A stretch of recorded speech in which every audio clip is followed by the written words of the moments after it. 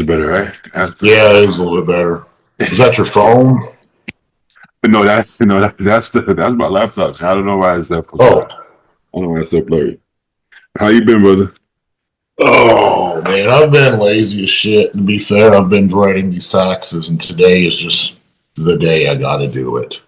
Yeah, yeah, I think today's the 7th. Is that right? yeah. It's 7. Mm-hmm. Or Yeah, so I are got you 8 days. Do what? are you somebody who procrastinates? Like, were you the kid that waited until the last minute to study? It depends. If it was something that I was interested in, no. But if it's something I'm not interested in, but still something I have to do, then yeah, I procrastinate the shit out of it. 100%. Yeah, 100%.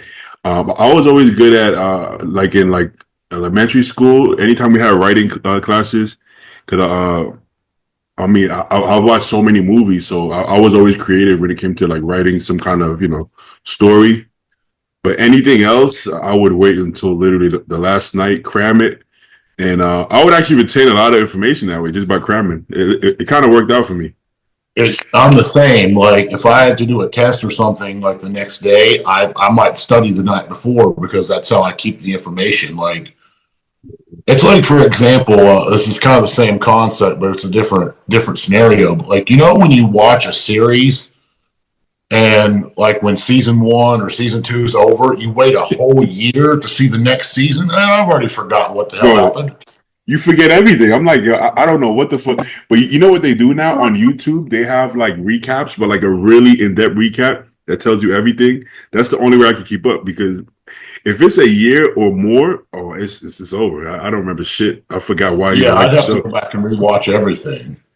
Yeah, yeah. Or That's like you crazy. said, do the recaps. It's kind of like when you're in school, you had Cliff Notes. Remember that?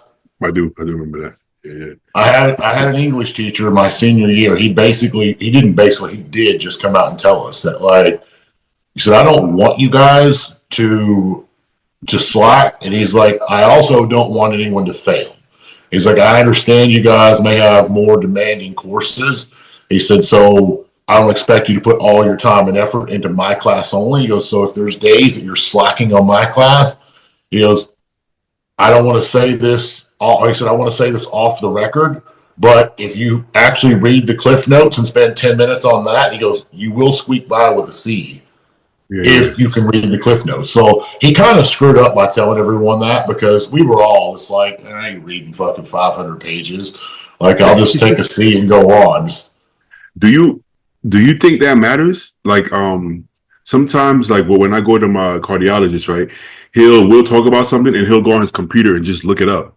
Right. So do you think having cliff notes or like cheating in school really makes a difference in like the real world? It depends on what your field is. I mean, This is true. If you're a plastic like for surgeon, example, I knew for a fact that I was not going to go into any type of journalism or any type of writing field. I wasn't going to be an author. I had no desire to do that. So, English classes, I mean, yeah, you need to know how to read and write, obviously. But if you're a senior in high school and you haven't figured that out yet, then you got bigger problems. yeah, it's But, true. I wasn't that concerned about excelling in that because I knew I wasn't getting a scholarship. And I did not get scholarships. We covered everything else out of pocket. But like, since I'm not getting scholarships, my goal was to just get out of high school. Like I performed very well in the subjects that I was good with. But as far as the rest of it goes, I mean, like I took French because you're required to take a foreign language. And to this day, I have no desire or need to ever speak French.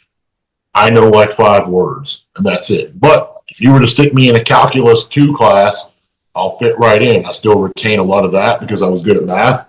Yeah. So for me, I think it comes down to if you know you're going to be needing this later in life, you should be paying attention and not doing cliff notes. But if it's something that you're never going to need, I mean, talking about like a doctor, no, I'd feel a little uncomfortable if I went to my doctor and asked him a question. He's like, let me Google that real quick. I don't know if I'd be happy about that one, although I have actually had it happen before. Yeah, it happens to me all the time, man. But yeah. I asked a doctor one time this was 2013, and I knew that this blood work, like sometimes when people take Tren, it gives you a false positive on estrogen. Yeah, yeah. You know what I'm talking about? I know what you're talking So about. like I got thinking, I did my blood work for my primary, and they're not going to run your estrogen levels at that age, not on a man, just for no reason. So I was like, okay, she's been cool to be able to prescribe me sleep meds or pretty much whatever I want. So I decided to test my luck a little bit, and I was like, hey, like my nipples are a little bit puffy. I noticed I'm swollen. I gave her like typical high estrogen symptoms. Yeah, And she's like, oh, we can run that for sure. And I told her, I was like, I've been doing a little bit of like over the counter um, pro hormones, which clearly I was not. But I was using the under the counter hormones. yeah, yeah, But regardless, I knew that level was going to come back high. And I was like, I'm going to see if I can get a prescription for a Arimidex. Dude, my estrogen yeah. came back like 360. Oh And shit. she's like, I've never seen anything like this in a man. She's like, I need to Google this and figure it out. I'm like, okay, I mean, fair enough on that case because you don't see those numbers on a guy in his early 20s. So maybe she's a little confused. That's not normal. And they Yeah, don't yeah. exactly study steroids in college or in med school. So she comes back in the room and she's like, I have never seen this. She's like, I'm going to have to call a couple colleagues. And I kind of cut her off. And I was like, I'm not a doctor. I don't know. But my coach, I was my own coach at the time. I didn't tell her that. I was like, my coach said there was this thing, like, I can't remember what it is. It's called like a Rema something, or anastrozole. I pretended that I was dumb and didn't know. And I told her it was a Remidex. And she goes, well, let me look that up real quick. And I'm like, you're a female doctor. You should know what a Remidex is. You're like, you should 100% know what this is. Like, you're a primary care physician. How have you not encountered this throughout your career at some point? Yeah, yeah. That's Yeah. She told me that. And I was like, well, I'm probably screwed on this. I think the days of like our parents thinking like the doctor is God, like the doctor is the end all be all, knows everything. I think a lot of us don't look at doctors that way anymore.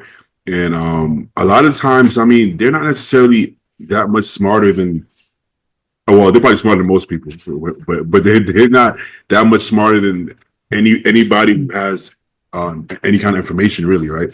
Because most people, some of the smarter people I know nowadays are people who've done their own research, like just online, Yes. looking at, yeah, I've been able to help doctors out by literally Googling. you see, Like between Google and AI, I truly feel like the only thing I need a doctor for is either going to be surgery or to make him write a prescription. Like I don't need his diagnosis at this point. yeah, yeah, yeah. You really don't because what they're doing now, you could kind of do it yourself.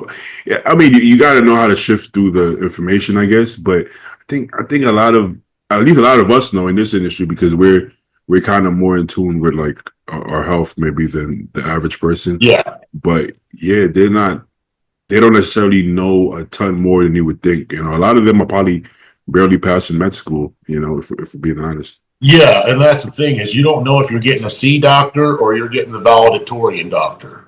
And I Exactly. don't want the C average doctor. I No, don't want no. the guy who crammed it in the night before the test. But sometimes that's what you get. Exactly. The only people getting top of the line doctors are probably like a lot of the rich people, you know, the celebrities and shit. You know, If they you go probably, to a doctor that like literally is a private doctor that doesn't take health insurance, you're paying cash for it, you can just about guarantee you have a high quality doctor. Those exactly. are far and few. As a matter of fact, I wouldn't even know how to find one of those. Like I don't have that kind of money to just, oh hey, my arm hurts. Can you tell me what it is? Yeah, for 40 grand Yeah, yeah, or whatever they charge. yeah, yeah, yeah. Do you find that one thing I noticed you find that I'm kind of going back and forth with topics, I guess, but you find that as you get older, right? Because we talked about cramming, you find that it takes you a lot longer to retain information.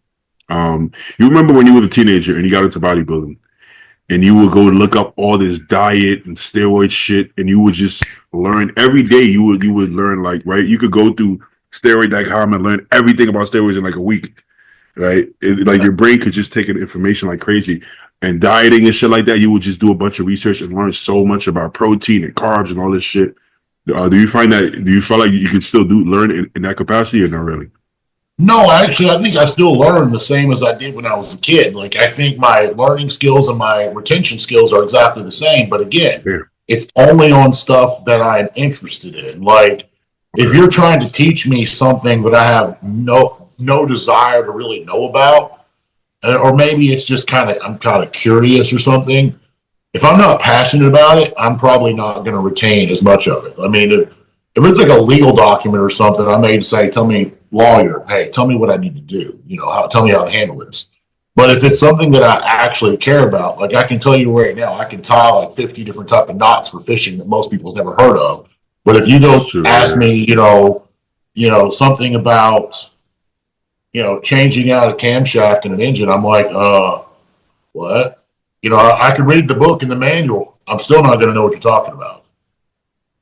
I guess I didn't look at it that way because okay. So there's a difference between, like you said, being a little bit curious and really being passionate, right? Yeah. Because If I I'm was telling myself, genuinely interested, I will absorb every piece of information that someone can give me.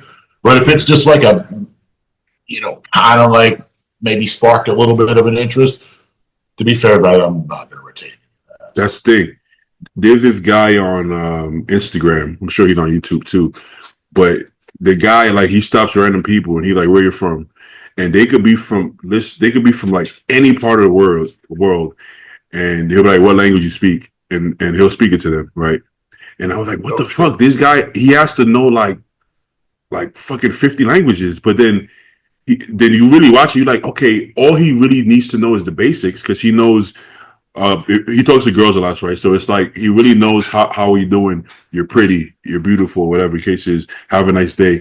He really just knowing the basic phrase. I'm like, I think we could all do that. Like most of us, we could. If you give yourself like a month, which is probably more than you need if you have free time, a month to learn basic phrases of a language, bro, you can master that shit in a month, right? So like, Yeah, if you, I genuinely think if you really want to, you could, like, if I really truly sat down and said, hey, you know what, I'm going to be moving to a country that speaks Spanish, I better start learning some Spanish.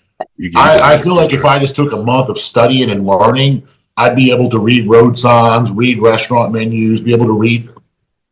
If you put a document in front of me, I'd probably know at least what it's about. for sure, for Yeah, I sure. may not be able to read it exactly like a local would be able to, but I'd be able to navigate through life if I had 1 to 2 months of just, I have to do this and you have no option. I Yeah, could pull it off, but because I don't have to do it, I mean, I live in Florida. I mean, actually, where you're at, you guys may have a higher Spanish population than Florida does. for sure. Yeah, So I think so. I think so. ours has Yeah. got to be close to matching you. But like, I just simply, if I go out in public, all the Latino people here, they all speak English for the most part. And if they don't, we just simply don't have a conversation. Yeah, yeah. It's not to say it's well Spanish and French will be the easiest for us probably, but just in general, it's not as difficult as you think. But what it is that people say they want. It's like the person who says, "I want to lose weight," but they don't want to do anything about it. It's like you're curious about it. You're not really Yeah. serious about it, right? So same thing happened to me. Like it's something I'm curious about, but I told myself I wanted to learn a new language every year, and I'm like, that's so much time. That would be super easy, but when you give yourself that much time, now you're kind of it's like I want to get ready for a show. I'm gonna take a year to get ready. You're gonna bullshit, right? So it's like okay, maybe I'm curious about it, but I'm not as passionate as I thought I was. So it's on the back burner. But if I really put my mind to it, you should be able to learn the basics. Like we said, every month.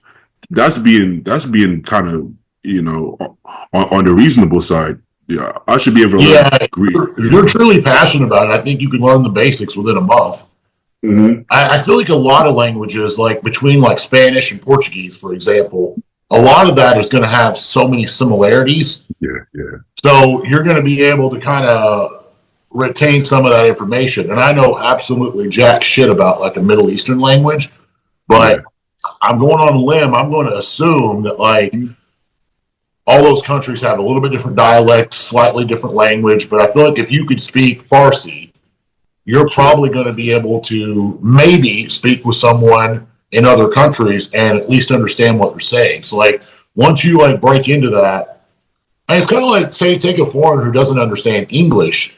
Well, There's the British English that's significantly different. They have different terms. There's the Australians are a little bit different. But if you can speak English in general, you're going to be fine, those three dialects, along with like New Zealand. And I'm not sure what other countries have like a thick or I don't even want to say thick because I don't even know what a proper English accent is.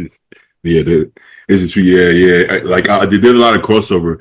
One of my friends is Italian. He's been here maybe 7 years, and when he speaks Italian, I keep hearing like words like sound like Spanish words, right? The language doesn't sound like Spanish, but a lot of the words kind of sound similar. I'm like, huh. Once you learn one of these languages, it shouldn't be that hard. I mean, it's gonna take time, but it's not like you're learning fucking like Mandarin or something, right? It's like Yeah. there's a lot of crossover. Yeah, I'm sure there's a few languages out there that I know a lot of people would probably assume that Japanese and Chinese are going to be similar, and they're not. Like, I've got a friend who can speak Japanese. He lives in Japan, and he doesn't know jack shit of anything about like Vietnamese, Korean, or Chinese because it's completely different.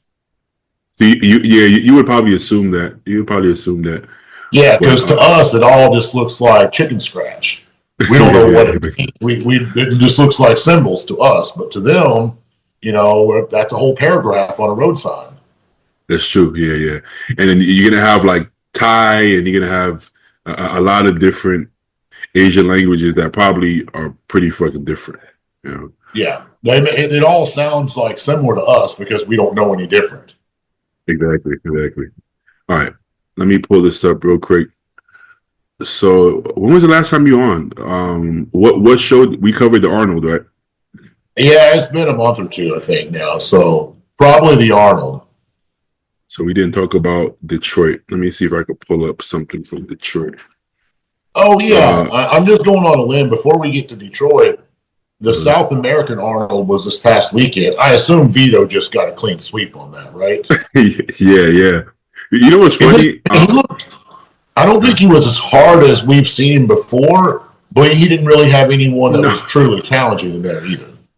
He didn't because he didn't have to be. I know you can say, well, be 100%, but like if you know you're going to compete 2 or 3 times in a year, like let's be real. For that first show, he cut out 5 pounds, like 5 pounds softer. He would have still won the show, right? So it's like I don't think in this scenario, I don't think he should have tried to be 100%. But like if you're doing like for Pittsburgh, even I don't care how much shows you're doing for the next few shows.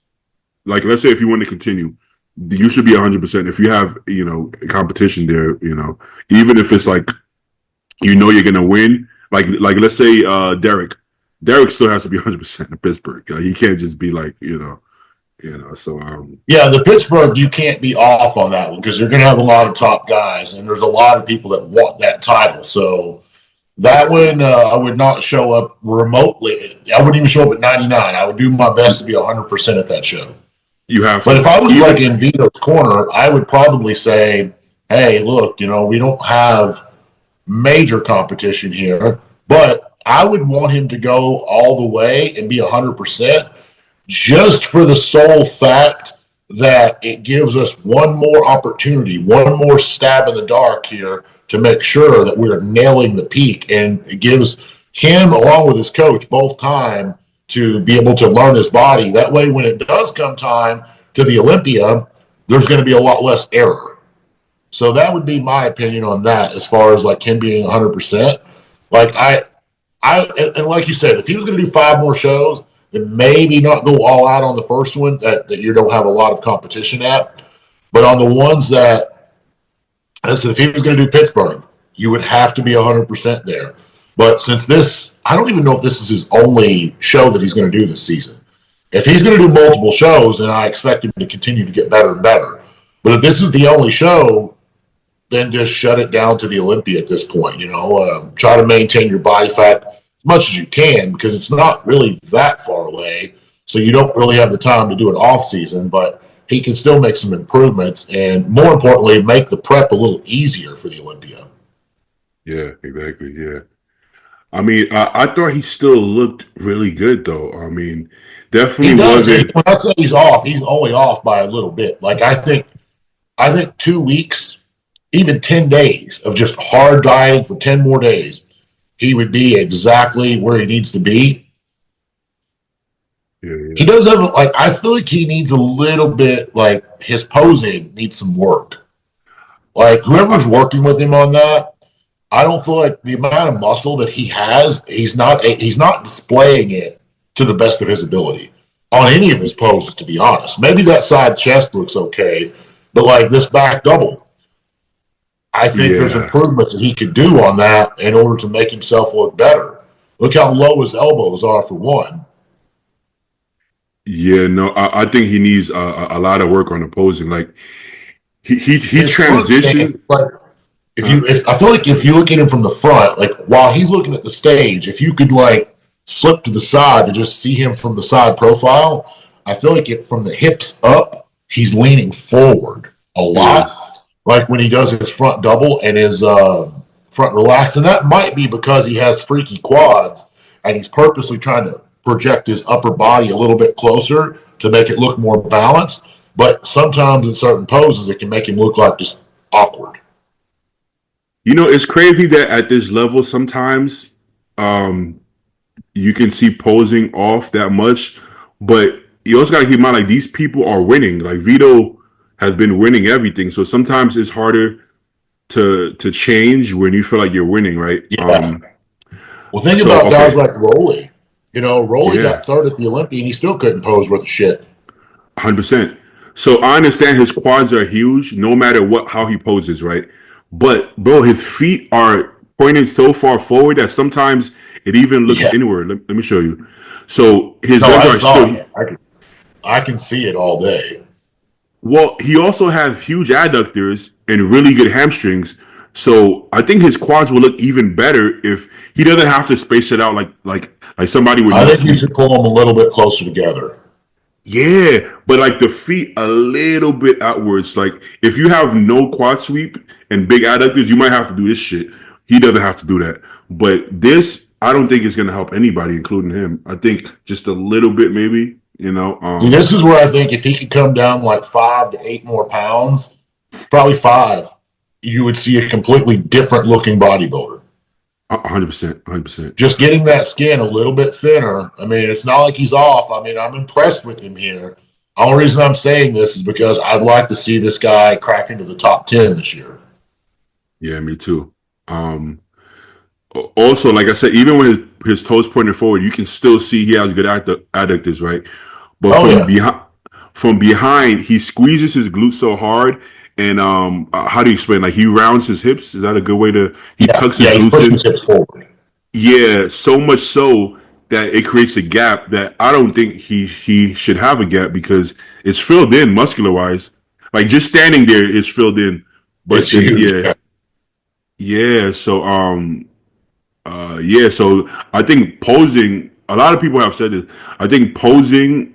I think he does himself a disservice. I think he's way better even right now than he shows. That's a really good backlash spread though. But mainly the front lat spread and the back double. I think is the ones that need a lot of work on I posing. think even his front relaxed and his front double, he could bring that a little bit better. I think so too. I think so too. Yeah, Um, it's kind of crazy how much muscle he's got and still has like a relatively small waist, like a pretty yeah, pretty good waistline. yeah. I think he has a really good waist.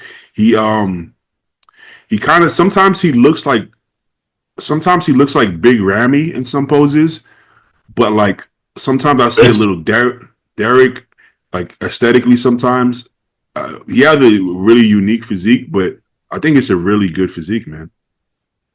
Yeah, I think the reason he kind of has the Rami look is because of just how big his lower body is. If you look at like his sweeps, how like Yeah, they just like lift right off of his knees and they attach at his hips. his Like they glutes, his come out glutes are so just far that like I think that's why people give him that big Rami look. And he also has the same, I don't know what you call this, but the same like shape and tie-in on his glutes and hamstrings. yeah. I know exactly what you mean. So there's just something like his lower body. Like if you turned him around and did the back double bicep, and cut his upper body off and said, "Who is it?" I might actually think it's Rami for a second. Yeah, his glutes are fucking huge.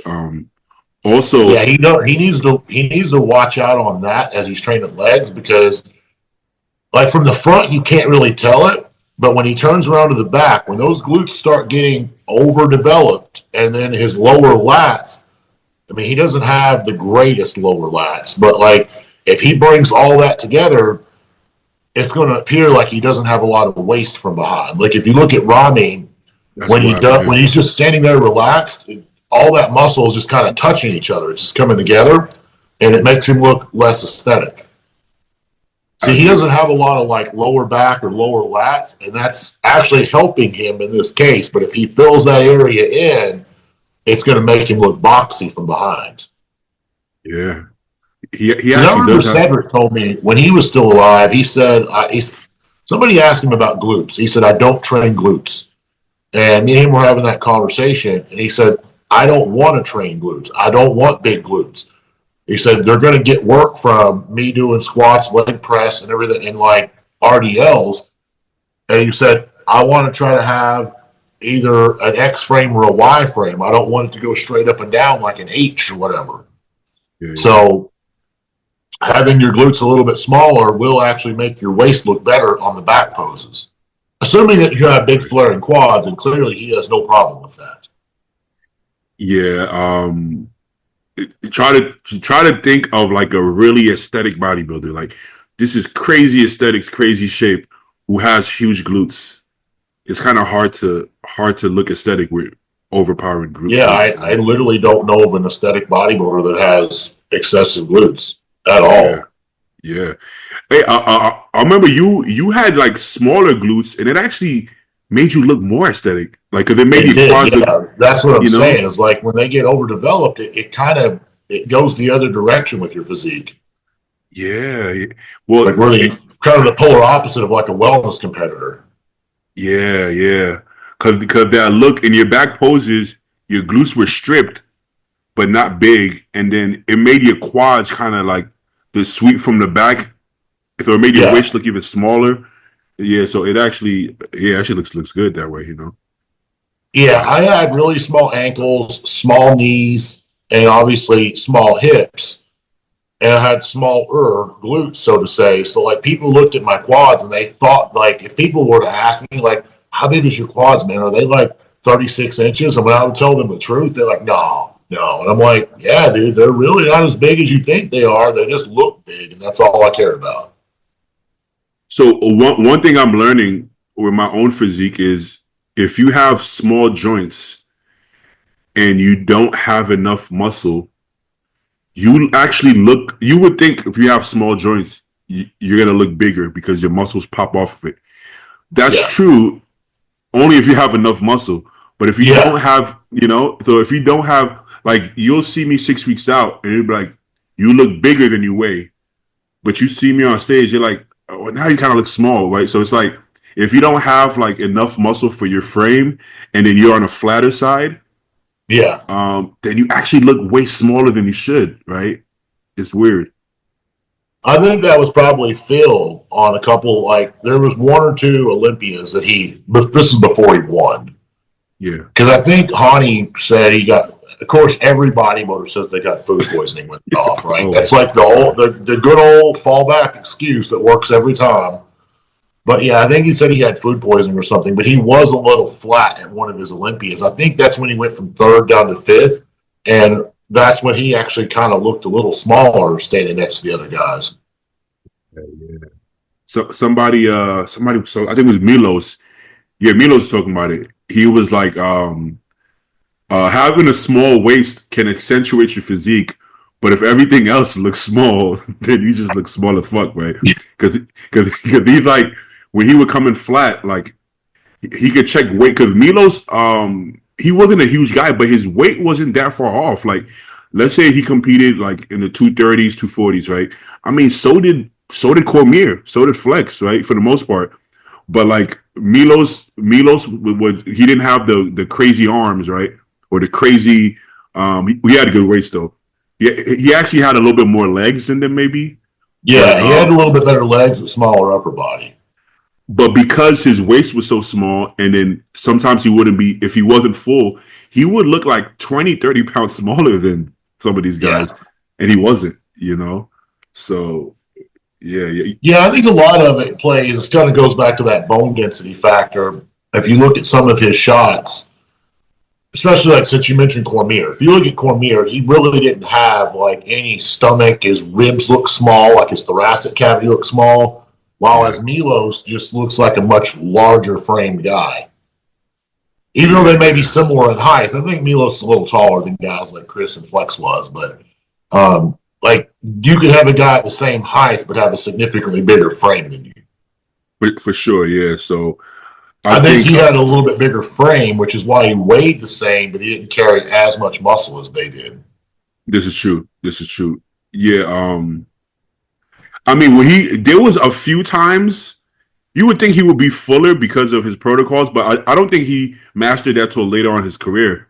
But like when he's full, I mean, he's holding his own. I'm not gonna lie. I mean, he doesn't look small here, right? No, not. I mean, he looks. The only thing I can say with him is he doesn't look small, but where he's full, he's now lacking the conditioning here. He's not as hard as Kevin or Ronnie, Exactly. like on the side of his leg. So I think that's to the point, and that's what I try to teach a lot of the younger guys as well. It's like, yes, we want you full on stage, but if there's a barrier when you cross, you look worse. I mean, you look bigger, but you lose your detail. And I would highly doubt that Milos was out of shape there. I would say he just pushed the fullness so far that he just spilled over, and he probably looked like a freak standing there backstage because he was so veiny and full. But like when he gets on stage and that light's going to show, or their lack of detail. So Yeah. I And think he probably made a little bit of an error on that show. yeah, he was. Yeah, I'm sure he was still figuring Probably out trying to that. play his cards though too, because he knows like you're not going to beat Ronnie and Kevin on size. So it's like you got to bring the fullness factor. You got to do something. Shit, you got to try something because Yeah, if you I show mean, up flat standing next to two guys that's round and bubbly no matter what they do, and they're out muscling you, you're going to be hurting. well, this is the unfortunate truth. Some guys will never. Well, shit, nobody's gonna beat Ronnie and Kevin, no matter what the fuck you do. So it's like sometimes I know you, the coach, this happens to you sometimes, right? Maybe a client is just disappointed with his placing. You're like, coach, I don't know what to do. I want to switch coaches, right? And in your mind, you know that this has nothing to do with coaches. You are never gonna beat that freak because he's just a freak. But you understand why they're trying. You still have to try, but in their mind, they're like, I'm gonna find a coach who can help me beat like I don't know who's the example. Let's say you're going against Vito, like the second place guy. I want to find a coach who's gonna help me beat Vito. The truth is, you're not gonna beat Vito because Vito is just a different caliber of bodybuilder, and it's hard for people to understand that. And Milos in that situation, Milos said all these shows I did, I know I couldn't beat Ronnie, no matter what I did. I know I couldn't beat Flex or any of the guys. But you just want to bring your best package, and as a coach, that's your only job. You can't control who I beat. Only how good I look. Exactly. And I think a lot of people need to. And I don't know how I don't know how to like instill that into people. Like if you are at your best and you still lose, you have to remember your coach brought you in at your best. Like you didn't lose because he screwed up. You lost because you got beat by someone who just happened was on a higher caliber than you that day. 100%. It's like the guy. I think he's the most. I don't think he is the most recent guy that I put on stage. We won that show in Kentucky, but we did the Fuad show as well. The amateur side of it. Yeah. So he wins the heavyweight class, which we were both happy with, and I think it was a very close decision for the overall. And he wasn't mad at me. He was happy with the physique that he brought, but he lost to a guy who was probably, I'm going to estimate, 50 pounds heavier than him. It was a super heavy that showed up that I would not have predicted to have showed up there. And this guy has been top 6 at a pro qualifier as well in supers. So, no, he's really good. You talking about something, Kyle Combs, I think, something like that. Yeah, Kyle Combs. Yeah, he's probably gonna get his card this year. I wouldn't be surprised. Yeah. He looked pretty good at the Arnold, but not quite. But like I feel like he went to this show and he was probably like 85 90%. Like he wasn't as hard as I would like to have seen him, but I would still say this guy is somewhere between 250, 260 pounds. So when you have someone who is 50, 60 pounds heavier than you, and he's not really out of shape, I mean, yeah, my guy, Derek, was significantly harder, a little bit more, not a little bit. He was a lot prettier to look at, more polished. However, it's hard to overlook that 50 to 60 pound size gap, you know? Yeah, yeah. It's like I remember when I turned Brian Balzano pro, he was a middleweight. And I remember Sean Ray saying he thought that Brian should win the overall at the USA's. And Nick Trigilli ended up winning that. And Okay. I wasn't upset about it, neither was Brian. But it's one of those things like Brian's 176 pounds, Nick's like 250. Dude, that's 75 pounds. Like you, and Nick will never reach the level of hardness that Brian was. Granted, nobody hardly reaches the level that Brian gets, for that matter. Yeah. I don't even know if I've ever been the shape that Brian's been in. But that being said, it's hard to overlook 75 pounds. Nick at 95%, that 75 pounds, you can't turn a blind eye to that just because somebody's a little bit more shredded. Yeah, Nick at that USA's, it was hard to. He had a different look. He was super round, and he had some separation. Like he had some lines in his glutes and lines in his quads, but he didn't look fully in shape. No, I don't know if Nick has ever been like 100% dialed in. It might be one of those things. I've never had a conversation with him on a topic like this. It may be one of those things where he's so tall, because I think he's like 6'2" or 3", right? Somewhere in that range. He's a little bit taller than me, so I would say at least 6 foot, if not. I think like about 6 footish. Yeah, so him being a taller guy, he's probably in his head, he's probably thinking, man, if I get below 240 pounds, I'm just going to look stringy on stage. So he probably was trying to play his own cards there to not get too flat and look like a string bean, standing next to like a 5'5" light heavyweight. Yeah, yeah. I actually saw him during that prep because I used to work at that Marriott Hotel in Teaneck where they had the New York Pro. Oh, okay. And they were having, what show were they having? I think it was the New York Pro they were having. I think it was New York Pro. Don't quote me. They did the New York Pro there, but they also did Team Universe there too. Yeah, I can't remember which show it was, but I was there working. This was shit. I mean, at least, how old am I now? Damn, maybe like, I don't know, 13, 14. It's crazy how long ago. But this had to be, I mean, maybe I was 19, if that. I don't know. I can't even tell you. It was a long time ago. And Trigilli is turned pro at like 25. So at that prep, anyways, the most I thought he looked so fucking huge, even like during the diet phase. Like he looked insanely huge. Like, and he looked like he was at his prime. He looked like he was about 6'2". I don't think he is, but he took up so much space. It almost made him look like he was like a 6'3" fucking just a huge bodybuilder, bro. He looked really big at that time. Yeah, I don't know exactly how tall he is. I don't think I've ever actually just like shook his hand and stood like right beside of him. Yeah, yeah. Like we've done the same show together before, but we didn't like meet and hang out or anything like that. Yeah, yeah. Yeah, so yes, he was really good, man. Honestly, it didn't seem like his head was in it later on, but I thought he could have been a good pro. I mean, I don't see why not.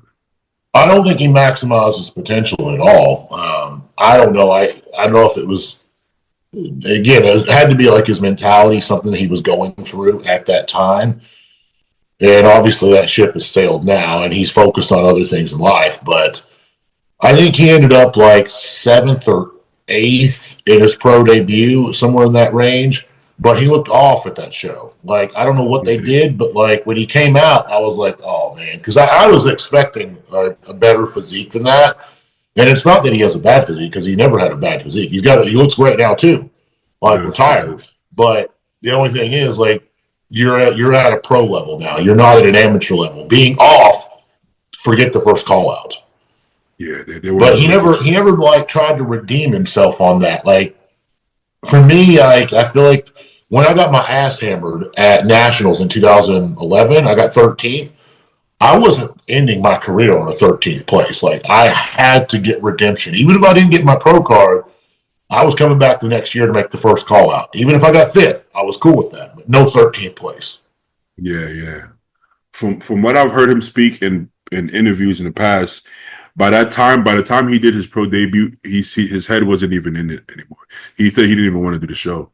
You know, he had Well, I mean, that'll definitely throw you off. I mean, I do think I didn't believe this when I was younger, but I do think that your body will follow your mind, and if your mind's not there, your body ain't going to be there either. 100%. Yeah, if you're not there mentally, then forget about it because there's going to be a lot of people who want it 100%. Yeah, you can't second guess. Like maybe I should do this show, maybe I shouldn't. Like you have to be locked in, but also you have to want to win it. You know, like you have to want it more than the guy beside of you. It don't always mean you're going to win it, but that's how you're going to look your best. Yeah, and you can't teach that, and I think that's hard for a coach sometimes when you see somebody's potential and you believe in them and you want them to give it their all, but then you have to catch yourself and be like, bro, you know what? You're gonna do what you have to want it more than me. I can't make you. Yeah, and I've said that before. You know, like I can't want it more than you do. Like I can guide you, I can give you pep talks, I can do whatever.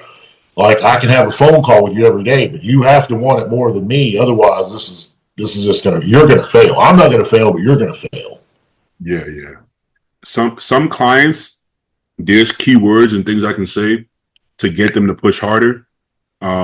Usually if there's ego involved, that seems to help them. If it's like, yo, you're gonna go back to your gym and they're gonna be like, that's the second call out guy, and then sometimes I'll talk some shit, see if it works. And sometimes it works.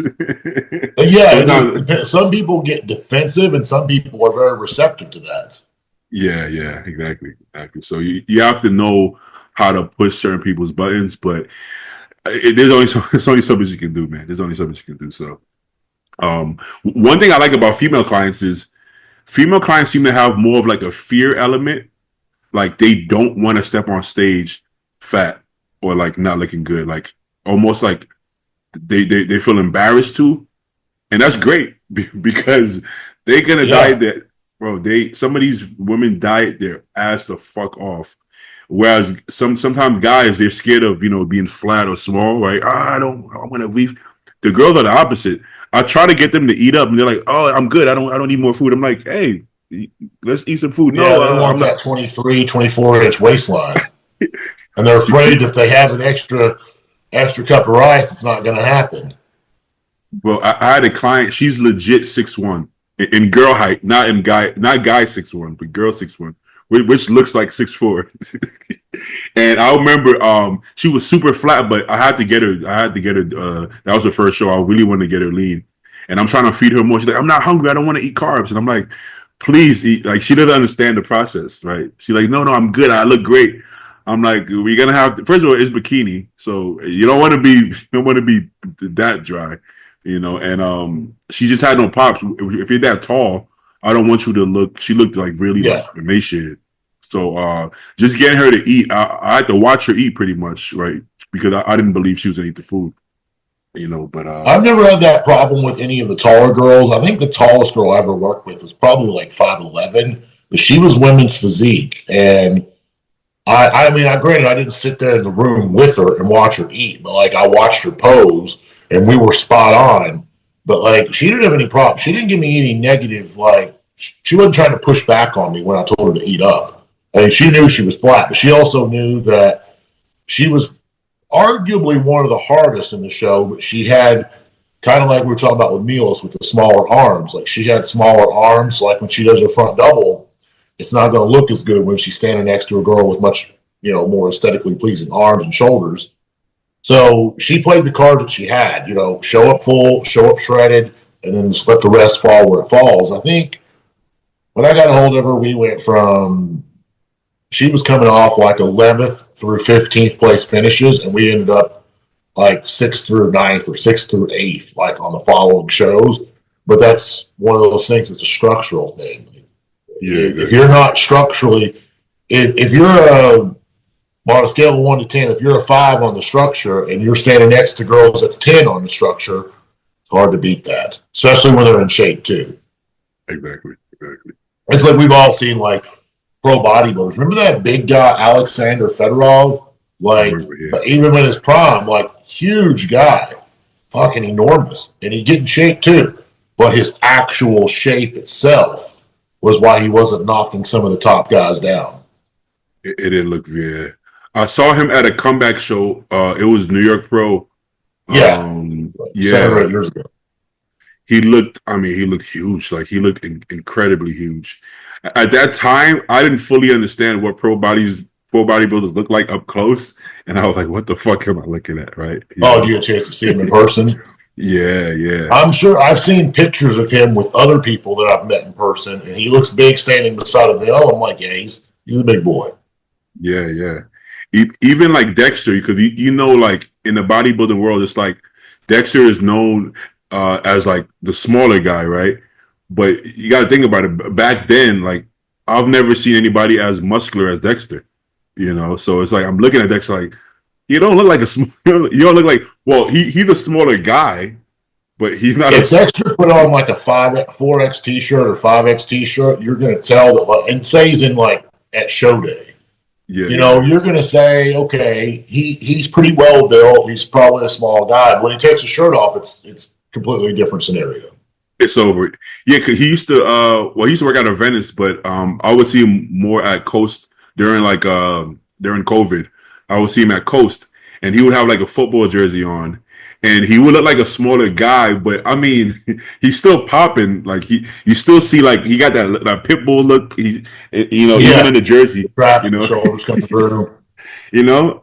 And then when he gets leaner, his head looks like muscular, right? His fucking head looks like you see muscles in his face and shit. He does have So like face muscles when he smiles. yeah. So like you see him, and you're like, this guy looks ripped and jacked, but not big. You can't say that's a big person, but like everybody knows the guys. You can tell the guy's like a bodybuilder. It's just a difference when I saw Crizzo at Venice. And Crizzo, I mean, from across the street, you're like, what the fuck is that, right? That's a big guy. Yeah, I saw him in 20. It was either 2022 or 2023. I saw him like he was in his clothes, and he's about 6 foot, maybe 6'1", but he's a very large frame guy. Whenever I stood beside of him, I thought to myself, I was like, he's within the top 5, top 10 biggest people that I've ever stood beside. Yeah, yeah, he's insane. Well, oh, you know who? Once you pass a certain height, though, then it gets unfair because I saw Aaron Reed. I think his name is. You know Aaron Reed? Who's Let me see this? if I let me see if I can pull him up. He's he's not as muscular. How do you spell Aaron? I don't even know how to spell Aaron. ARO. There's a few ways to spell it. There's Aaron.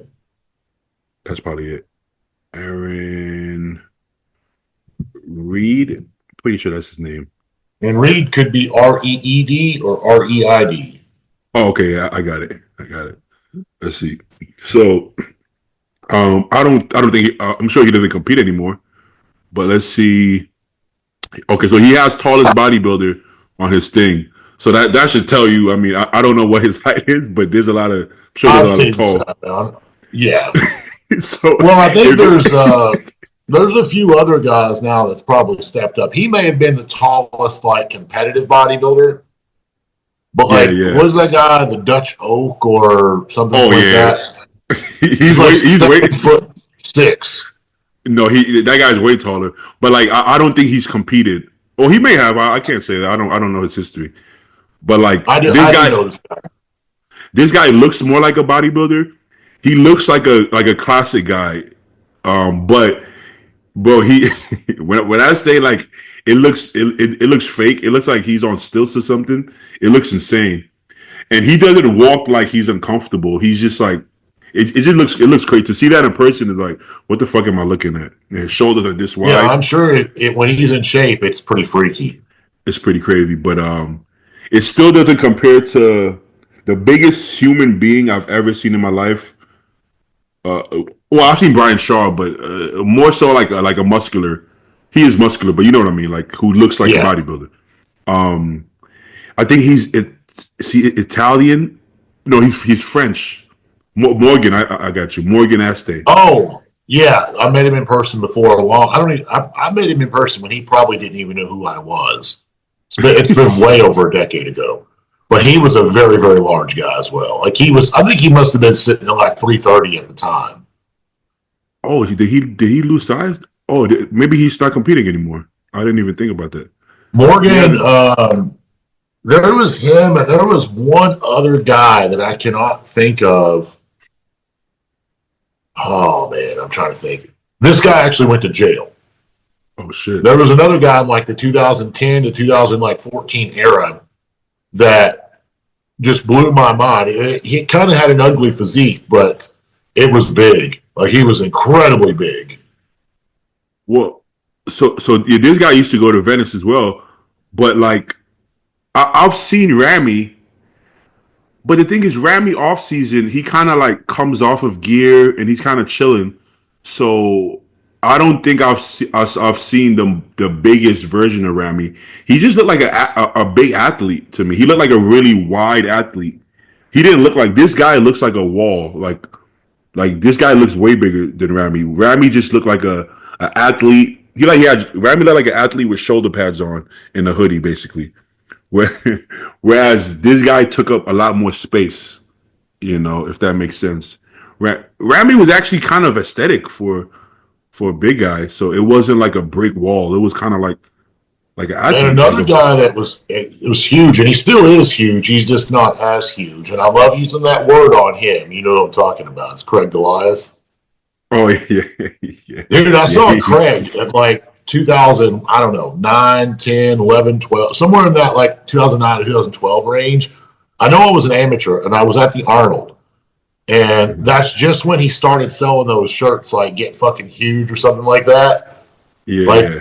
Craig, he didn't like make it like big on stage, but he made an impact in the bodybuilding world. But I remember seeing him at the Arnold, and just how big he actually was at that time was mind blowing. Yeah, Like he may honestly, have been the biggest guy at the expo. but he was so big that I was convinced it was Photoshop. I didn't think it was real. I thought it. Well, he's huge, and he's like the master of the angle game too. To be able to, Yeah, like, he's taking a picture, you have his arm here, and he kind of puts that head back, and he 100%. naturally has a small head anyways, and a big Yeah, arm yeah, and shoulders. And he's got the big chest, so when he kind of hunches down into it, it looks like this little bean head on this huge body, and then 100%. being big already. So when he stands next to a normal sized guy at 5'8", he looks like he's three of them. Yeah. So I remember Konevsky. You know Konevsky, Eric Konevsky. Yeah.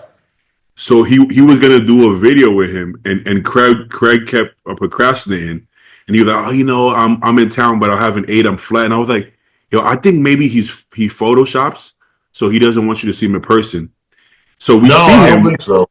No, we don't, because we see him at the expo, and he's like, yeah, I'm flat, da, da, da. And he takes off his hoodie, and I'm like, whoa, what the fuck? It's And he that looked, bodybuilder, body dysmorphia. I mean, he's like the biggest guy there, thinking he's not, doesn't look good. bro, and it's like, because I dropped weight, I'm down to like 330 now, and I'm like, yeah, but you look even bigger because you're like harder now, and it's like, what the fuck? But in his head, I think he actually believed that he looked small, Yeah. which is even today. Obviously, he's not as big as he used to be. We had what was it, lunch or breakfast with him in Uh, Vegas, Brunch, whatever you something. want to call it. Yeah, we just randomly bumped into him at, what's the name of that place? Stacks and Yolks. Yeah, yeah. And then he says a lot how small he is now, right? And it's like, I mean, he's still big. He's still like 290. Yeah, yeah. It's crazy. It's crazy. But then he's telling us we're big, and it's like, what are you talking about, bro? Like, Yeah, I know. I'm just looking at him. I'm like, dude, you're literally fucking two. yeah, but body dysmorphia is insane, But dude, Eric, I will say this: since you brought him up, that Wes Watson video, I was like, I got to give him credit, man. That took a lot of balls to walk in there. Well, especially that they just jumped the dude. They just jumped the other guy with a fucking Well, he did weapons. say that he wasn't dumb enough to go in there just solo by himself. Yeah, which is smart. Yeah, I mean, Yeah, he's fearless though. But Eric, he just I mean, it must be the Russian thing. I don't know. He's not afraid. He's not afraid. He just doesn't fear that, you know. That video was pretty damn good, though. I'm not gonna lie, and I didn't expect Wes to act like that to Eric.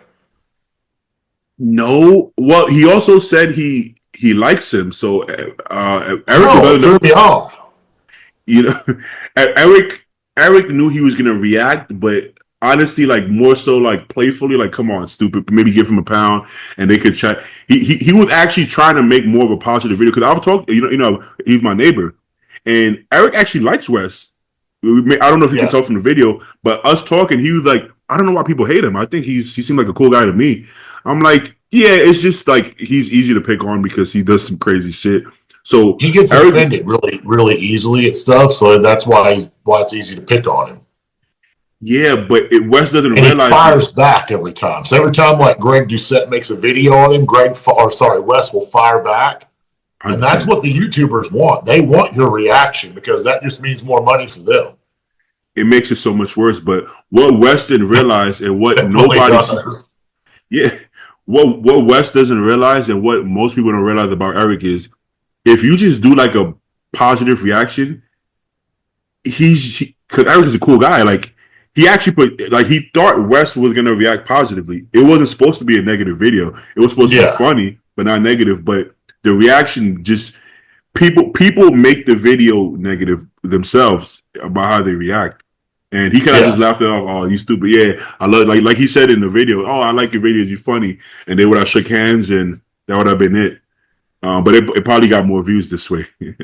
So. Well, it definitely got more views that way. But on the flip side of it, just thinking about it like from Wes's standpoint, I actually thought the guy probably was 6 foot tall until he denied Eric. Like Eric's the guy who checks your weight and height, right? Like Yeah, he's yeah, the guy. So if you want to prove to the world and shut them all up, let Eric do your height and problem solved. Nobody this can is hate true. on you no more. So like It, Eric said that himself. He's like he would literally never catch hate if he would have just let me take his height. Like it kind of makes me think. I mean, shit, I'm 5'8.5", I think is what I am. But I'm just gonna say 5'8" because I'm not gonna yeah, overestimate myself. But like fuck, I'm 5'8". I don't care. Like this I is don't see true. the This big is deal true. about it.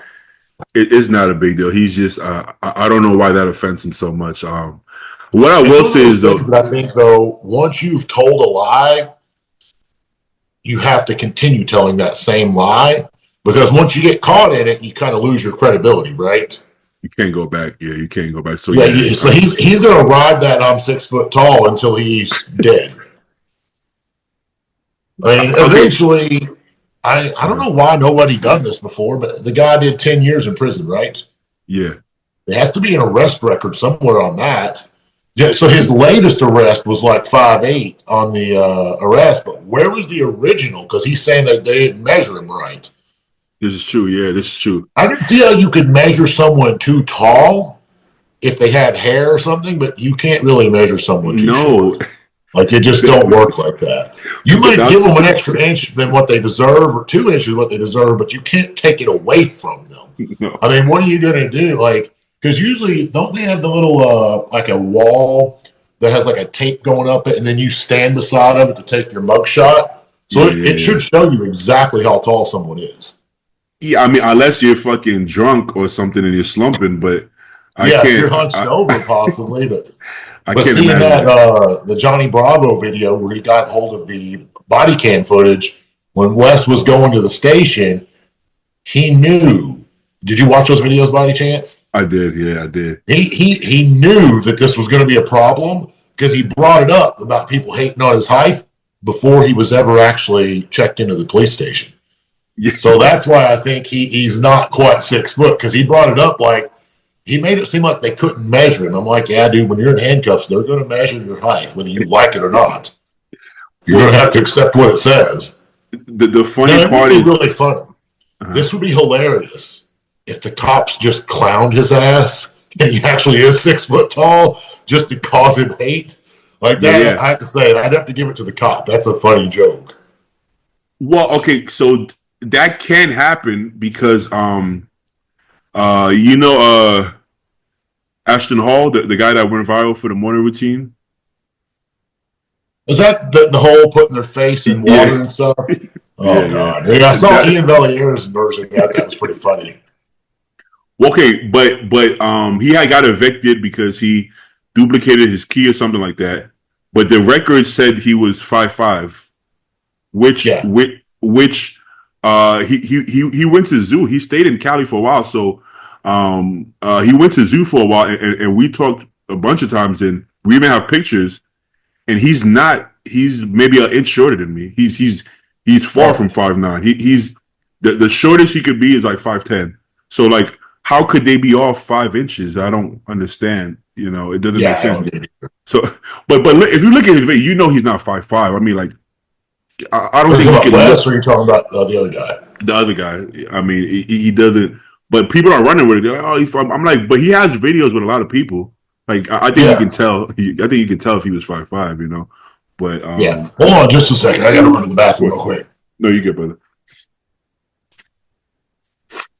A little bit better. Oh, good, good. Oh, with the barking. How about with the barking? Well, we were able. Tyson's got like a new thing every day usually. Like there's something. He's not gotten better as a dog. I became more tolerant as a human. Yeah. Unfortunately, it's went work backwards. But the barking, I'll say this: last night he let one out, and I was like, "Damn it! Try to go to sleep, man. Are you gonna piss me off?" And he lets the next one out, and I actually thought I heard something as well.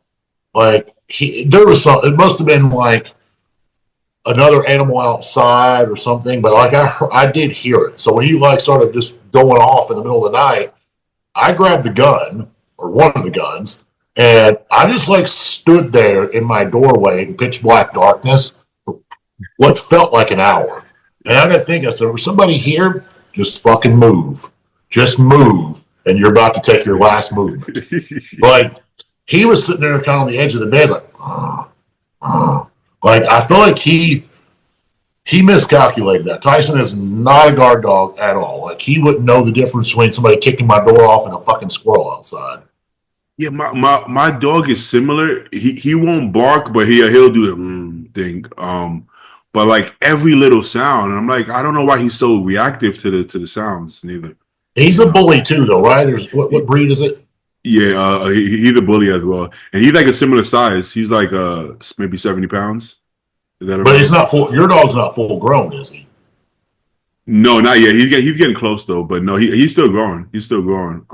Yeah, I Yeah. think I just got a fat pocket pit or a fat pocket bully because he's full grown at like 65 or something. Is he neutered? Yeah. Yeah, I gotta get K neutered. He has urethral prolapse. You know what that is? Oh, I mean, I know what urethra is, and I know what the word prolapse means, so I can Yeah, figure it out. you can forget exactly. So your inside of his penis is like sticking out, and he needs surgery. But they told me that if he doesn't get neutered, it's gonna happen again. Like any dog that's prone to that, because every time they get erect, often, which he gets very excited really easily. Every time that happens, it's gonna potentially happen again. So I'm gonna get him neutered, and just to have him a little calmer, and I know some people think it's like they don't want to do it because they feel bad, but it's like, but if he's not gonna have any sex anyways, why would you just keep him horny all the time, right? Yeah, So yeah. Imagine like going your entire adult life not knowing what to do with the problem. exactly. You can't do So anything with it. It ain't like he can jerk himself off. Can we say that on YouTube? yeah, so it's like they have toys for them, but I'm like, that's gonna be weird. Like I don't want him humping on his toy all day. That's I like didn't know about this. yeah. Yeah, So you're gonna teach him to hump a toy, and then you're gonna have a visitor over, and he's gonna hump your visitor too.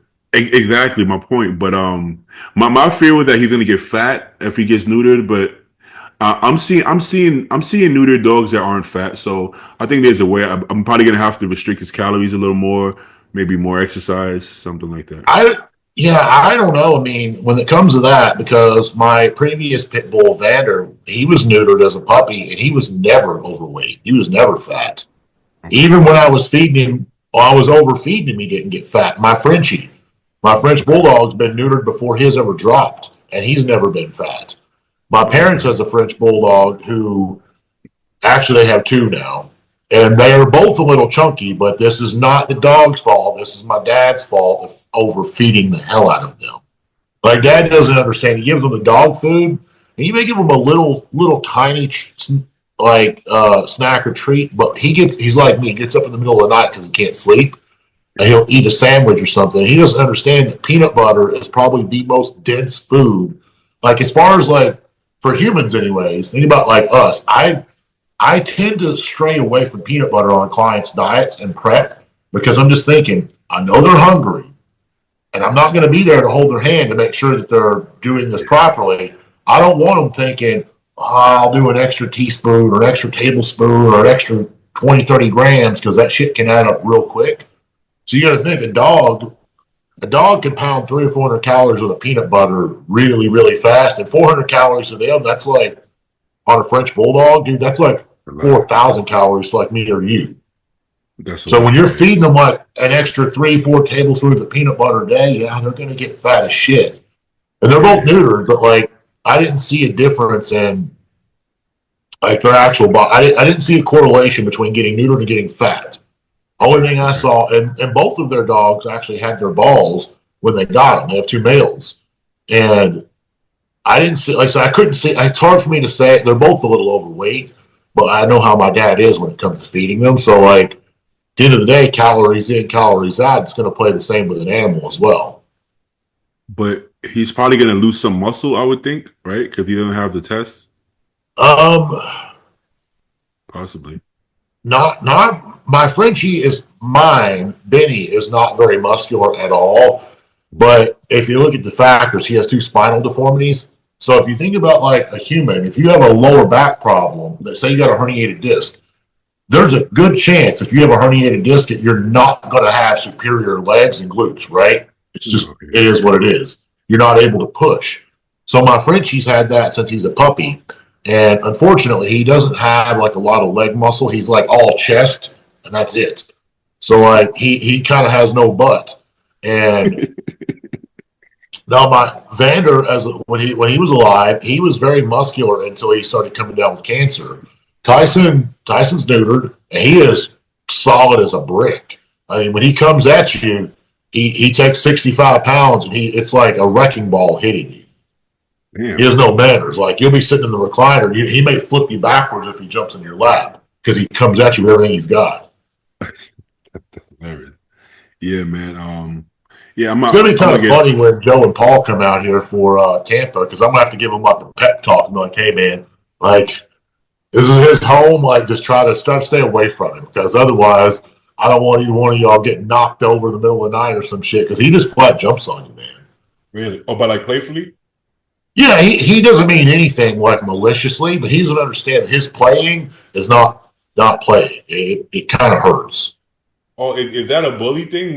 Kane is like that too. They like to bite. They'll bite you. Like they'll put their teeth on you, and he's playing, but he breaks he breaks my skin like once a day, like literally like once a day. Like I can guarantee you, if I took this jacket off. Like this morning, and it's my fault, dude. I play with him rough. Like he likes it, and I enjoy it until I don't enjoy it. When I can feel he's getting a little too much, I'm like, okay, I've kind of got my own little way of calming him down to get him out of that play mode. But dude, he'll straight up like lunge up and jump and bite while he's jumping. Like, dude, he's taken like a piece of my skin off my forearm before by doing that. Like when I first got him, and I swung at him on that. Like I had him for like 2 weeks. I thought he bit me on purpose. I turned around, I swung at him. If I would have hit that big head, I probably would have broke my hand or broke his neck, one or the other. But like, damn, that hurt when he took the flesh off. But we haven't had any more incidents like that. Like I said, he hasn't gotten better. I've just learned to work around it. Yeah, same here. That's exactly how Kane is. But I think it's a bully thing, man. They like to chew on shit all the time. For sure, yeah. So like when I play with him now, I still try to not get him overly excited, because once he loses control, he'll start like, yeah, he's not trying to hurt you, but he'll like chomp at. If he chases you, he'll try to get up. But what I'll do, I'll kind of give him a knee. I won't knee him, but I'll put my knee up, and then he won't. He Yeah, won't well, he can't jump. get to you. Yeah, I do the same thing. Yeah, when he's jumping all over me, I literally will just lift my knee up to the point he can't get me. And that's when he's excited to see you. When he's playing, though, he may bite your damn knee. He'd be like, hell, flesh is flesh, skin, skin, let's go. He doesn't care. He bit my nephew, because my nephew kept running and screaming, and we told him, stop running and screaming. You that's like a game to him, and then he kept doing it. Oh, yeah, And then I could see that. Kane jumped up and grabbed his arm, and then he was bleeding. He was bleeding, but yeah. But he was brave. He came right back and kept playing with him. I'm like, you're not scared? You're like, no. I'm like, oh wow, okay. I thought he knew the dog wasn't trying to actually hurt him. Yeah. I just assumed he would be like traumatized from that. All right. If I was a kid, to be honest, like if I had a bully or a bulldog, pit bull, anything in that family, if one of them bit me, I probably would be very apprehensive on getting close to it again. I think I wouldn't either. Even if he like as a kid, at least, even if he got really aggressive from me, like he looked like he wanted to bite me, I don't think I would have any interest of playing with him at all. You know. Well, even Tyson, there's times I can tell, like when he growls, I can tell like he's not playing right now. Like this is a malicious growl. I was like, I'm just going to back up, man. Like I'll let you have your space, and whatever pissed you off, you can calm down. Yeah. Like it was actually last night. Like when I jumped up out of bed really fast, if Tyson thinks he's under like.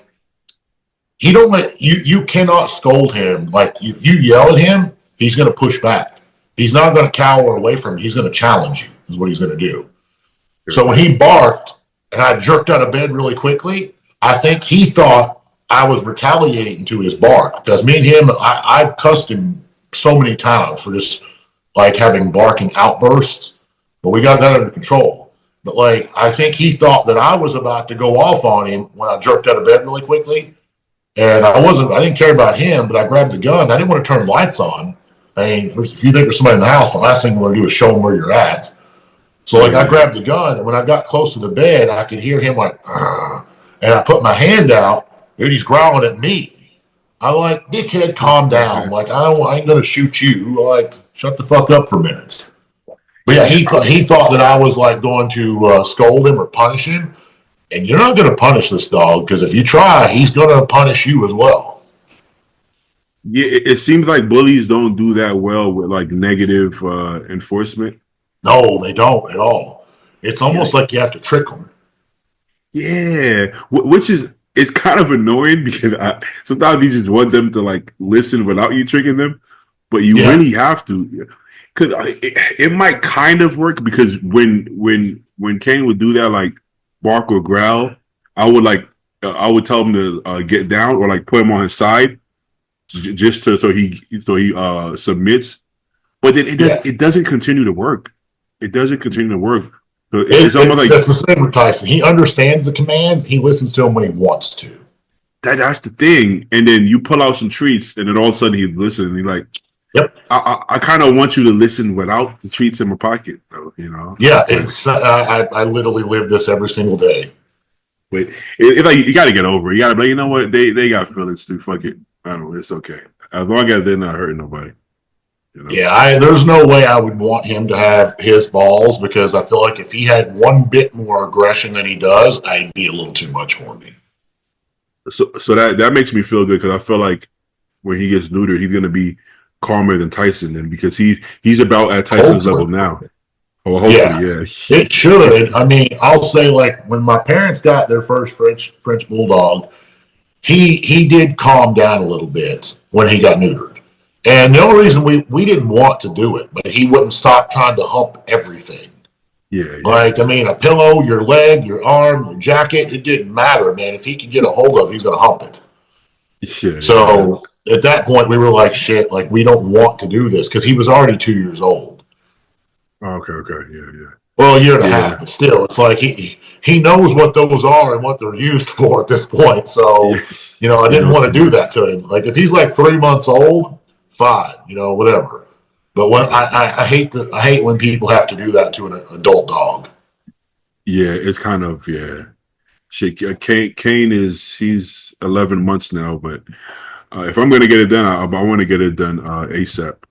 But Yeah, okay, I'd be looking into it, but I would also look into it sooner rather than later because oftentimes the traits that they have, like marking when they pee, if you can nip that in the butt before he starts having those like dominance traits, you may not ever have to deal with it. Like if you got to yeah, go out yeah, like Vander was very much territorial.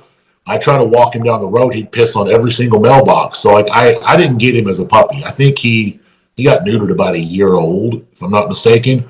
But at that point, he had already had time to develop like adult male dog traits. yeah, yeah, And it's so hard to break that too. I mean, that's just his instinct is to go do that. yeah. It is. Yeah, it is. All right. I would so if you're considering the option of doing it, I would probably do it sooner rather than later before he starts developing habits that is going to be hard to break. Yeah, I'm gonna get it done one shot. I'm gonna get the surgery for his condition and then neuter Yeah, yeah, why if I not? can. I hope that I'm sure they can do that just so he don't have to go back under. You know. Yeah, I think it would be less stress on him to be able to just put him under and do them both at the same time. Yeah. You're gonna wake up like, what the fuck just happened? Yeah, yeah. Everything's gone. All right. Let's uh let's cover Detroit real quick. Did you agree with the placings? Let's see. That's been 2 weeks ago. I actually, if we start with classic, which it doesn't matter which one you want to start with, Yeah, we can start with classic. I just figured I'd start with the smaller division and work my way up. I think Wesley's condition was definitely better, and I think Grego was just slightly off compared to the Arnold. So I thought we were going to see a flip flop here. I thought Wesley was going to, get a nod over Matt. And to be fair, there were certain poses that I thought Wesley was winning the show on. It's I funny you think say that. Matt I feel will like always stay ahead of Wesley if he can bring his trademark conditioning. He usually is harder than this, and yeah, he just need as long as he can bring. Excuse me. As long as he can bring it to the Olympia, I guess that's all that's going to matter at this point. But he needs to make sure he's sharp because he's a little bit, from what I can tell, he's a little bit more lower body dominant. So he's going to have to play that conditioning card. It was enough here. The thing with Wesley, this is where Wesley loses, man. I hate to say that about him. Like, we haven't, like, he loses his legs from behind, and he's actually not even pushing his hips forward. We're talking about flexing your glutes. yeah, yeah. He's not pushing his hips forward, and his legs are still undersized here. So I don't think we'll ever see Wesley with not in the classic division, anyways, unless he went open and put on like 40 more pounds. And I don't foresee that happening either because he's not a rookie in this game at this point. But like, I No, think no, we've seen a good version of him. He's got an Arnold Classic title, and he's always going to be like first call out, maybe as low as sixth or seventh place. Like that's nothing to be ashamed of or embarrassed of. It doesn't mean he's a bad bodybuilder. But when he stands next to a guy that's a little bit more complete and he's in shape, that's ultimately what's going to hold him back from being Mr. Olympia. this is true. We talked about this earlier, but it's funny because we talked about small glutes make you look more aesthetic. Wesley does look aesthetic, and he has small glutes, but I think they're too small. Well, yeah, he don't have the quads to, be able to. If he had like, he probably needs like 3 more inches on his quads overall. Yeah, If he had that extra 3 inches on his quads, Wesley would be a force against anybody he stood with. But I think if he actually brought his legs up to do that, I don't think he would be able to make weight anymore. You got to no, think, no, your quads being the biggest muscle in your body, and then you add significant size to that muscle, it's going to make you weigh a lot more. for sure. If you measured their legs, Wesley's legs may actually measure more if he's a bigger person. Yeah, But if yeah, you he's a look, taller guy. yeah, but it's more so. Look how much bigger his upper body is to Grego, right? So it's like compared to his own upper body, his legs look smaller. and also the shape. He doesn't have the sweeps, so it's like he doesn't have huge adductors and he doesn't have a huge sweep. So there's really nothing to make them look big, right? There's none to make them have any kind of sweep from the inside or outside. So it's really Yeah. difficult, you know. I'm It's a actually difficult. surprised that they kind of took when that division first came out and Wesley entered the scene. I actually thought he would be Mr. Olympia because he's the closest thing that mimics Arnold that we have in today's time. I mean, if you think about Arnold, his quads were kind of straight up and down too. They were not very good. I don't want to say they were horrible, but like they were not very good. And Wesley's quads, he's a taller guy that's a little bit more straight up and down, but he has the closest physique that matches Arnold to this day. So I was thinking they're probably going to go this route, but they didn't. And early on, they used to cover their glutes, so your glutes didn't matter if you Yeah, had, you know. So yeah, but yeah, after prejudging, most people had Wesley winning, and I could see I actually why. did have one in the prejudging. Yeah, I could see why. Grego wasn't as peeled, but that might have been the strategy because they figured Wesley is a bigger guy, maybe. So maybe they try to play that up. But Yeah, possibly. it ended up working out. But shout out to both of them. Now, is do you think this is the best Bonac we've seen overall, or close to it? I don't know if I would say it's the best we've ever seen on the guy. I think his conditioning is, in regards to conditioning and fullness, possibly, but I think if he were to drop another, being as he's short, I'm going to say 3 to 5 pounds on him because there was someone that posted, they call it a transformation photo, but it's not a transformation. It was like his Olympia from like 2020 or 2021 till now. I And I'm saw it. like, guys, like he was already a fucking Olympian. He was already a top 5 Olympian. Like that's not a transformation. But like Mm. his conditioning, we have seen him in better shape before.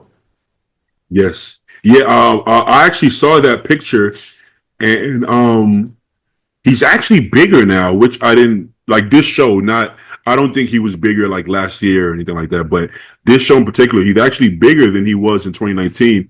But so is his waist, right?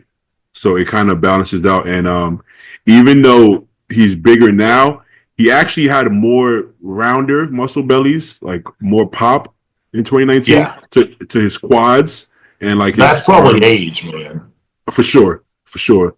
But size wise, his quad actually came back. Muscle mass wise, even if they don't have the same shape and pop to it, the size is back and better than ever. I think it's just that the same detail and pop to the muscle is. I mean, come on, he's in his 40s, right? We can't expect him to have the same that Yeah, same. I mean, I think if he can come down like another 3 to 5 pounds, he's going to be where he needs to be going into the Olympia. I mean, he can't like that front lat spreads is not a good pose for him, but that's just his structure. There's not much you can do. Yeah, Yeah, there's nothing even he can do about that. I think he's done about everything that he can possibly do in his power, except like I said, come down a few more pounds, and I think he's going to be right there. And then wherever he places is just where he places in today's lineup. I think a mix between last year Dubai or whatever show. His last year look in general, outside the Olympia, the other shows in Europe. A mix between that and this would be perfect because I don't know if you remember, but that show he won, I don't. It wasn't Yeah, he Dubai, beat Nathan and what's the Iranian guy that's really Beirut, good? But yeah, Beirut. He could. The guy can't come to the U.S., which is just sad. bro. That I'd love show, to see that guy at the Olympia because he's big and he's in shape. he's insane. But that show where he beat them, I don't think we've ever seen him that peeled. I think that was the most peeled bone I've ever. Like the detail was insane, but he was on the flatter side. He looked a lot smaller than usual. Yeah, So but like but he that might kind have of been playing his cards too because you're smart. not if you're not 100% shredded, you're not going to beat Beirut at all Oh, hell because that no. guy's always on. Yeah, I mean, he kind of had to. But and honestly, with all due respect, I love Bonac. I still thought Beirut won that show. I'm not trying to be rude, but I actually did think Beirut still won that show. If I'm being I fair, think if he could make it to the U.S., I don't know if they would give it to him or not, but I think he would deserve to be in a top 5 spot. I think for sure. Like, Okay, I know a lot of people may disagree with me on that because that's the only reason anybody would disagree on that is because they haven't actually seen him up there on that stage. However, when he stands next to guys that I know, I've stood next to William on stage.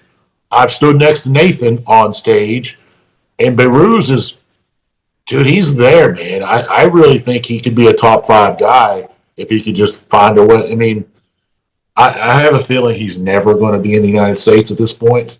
But if he could find a way, or if the Olympia moved to another country, and it never will, but if it did, you would see a little bit change of the guard. You would see at least some guys are going to go down to placing because he's going to be taking their check.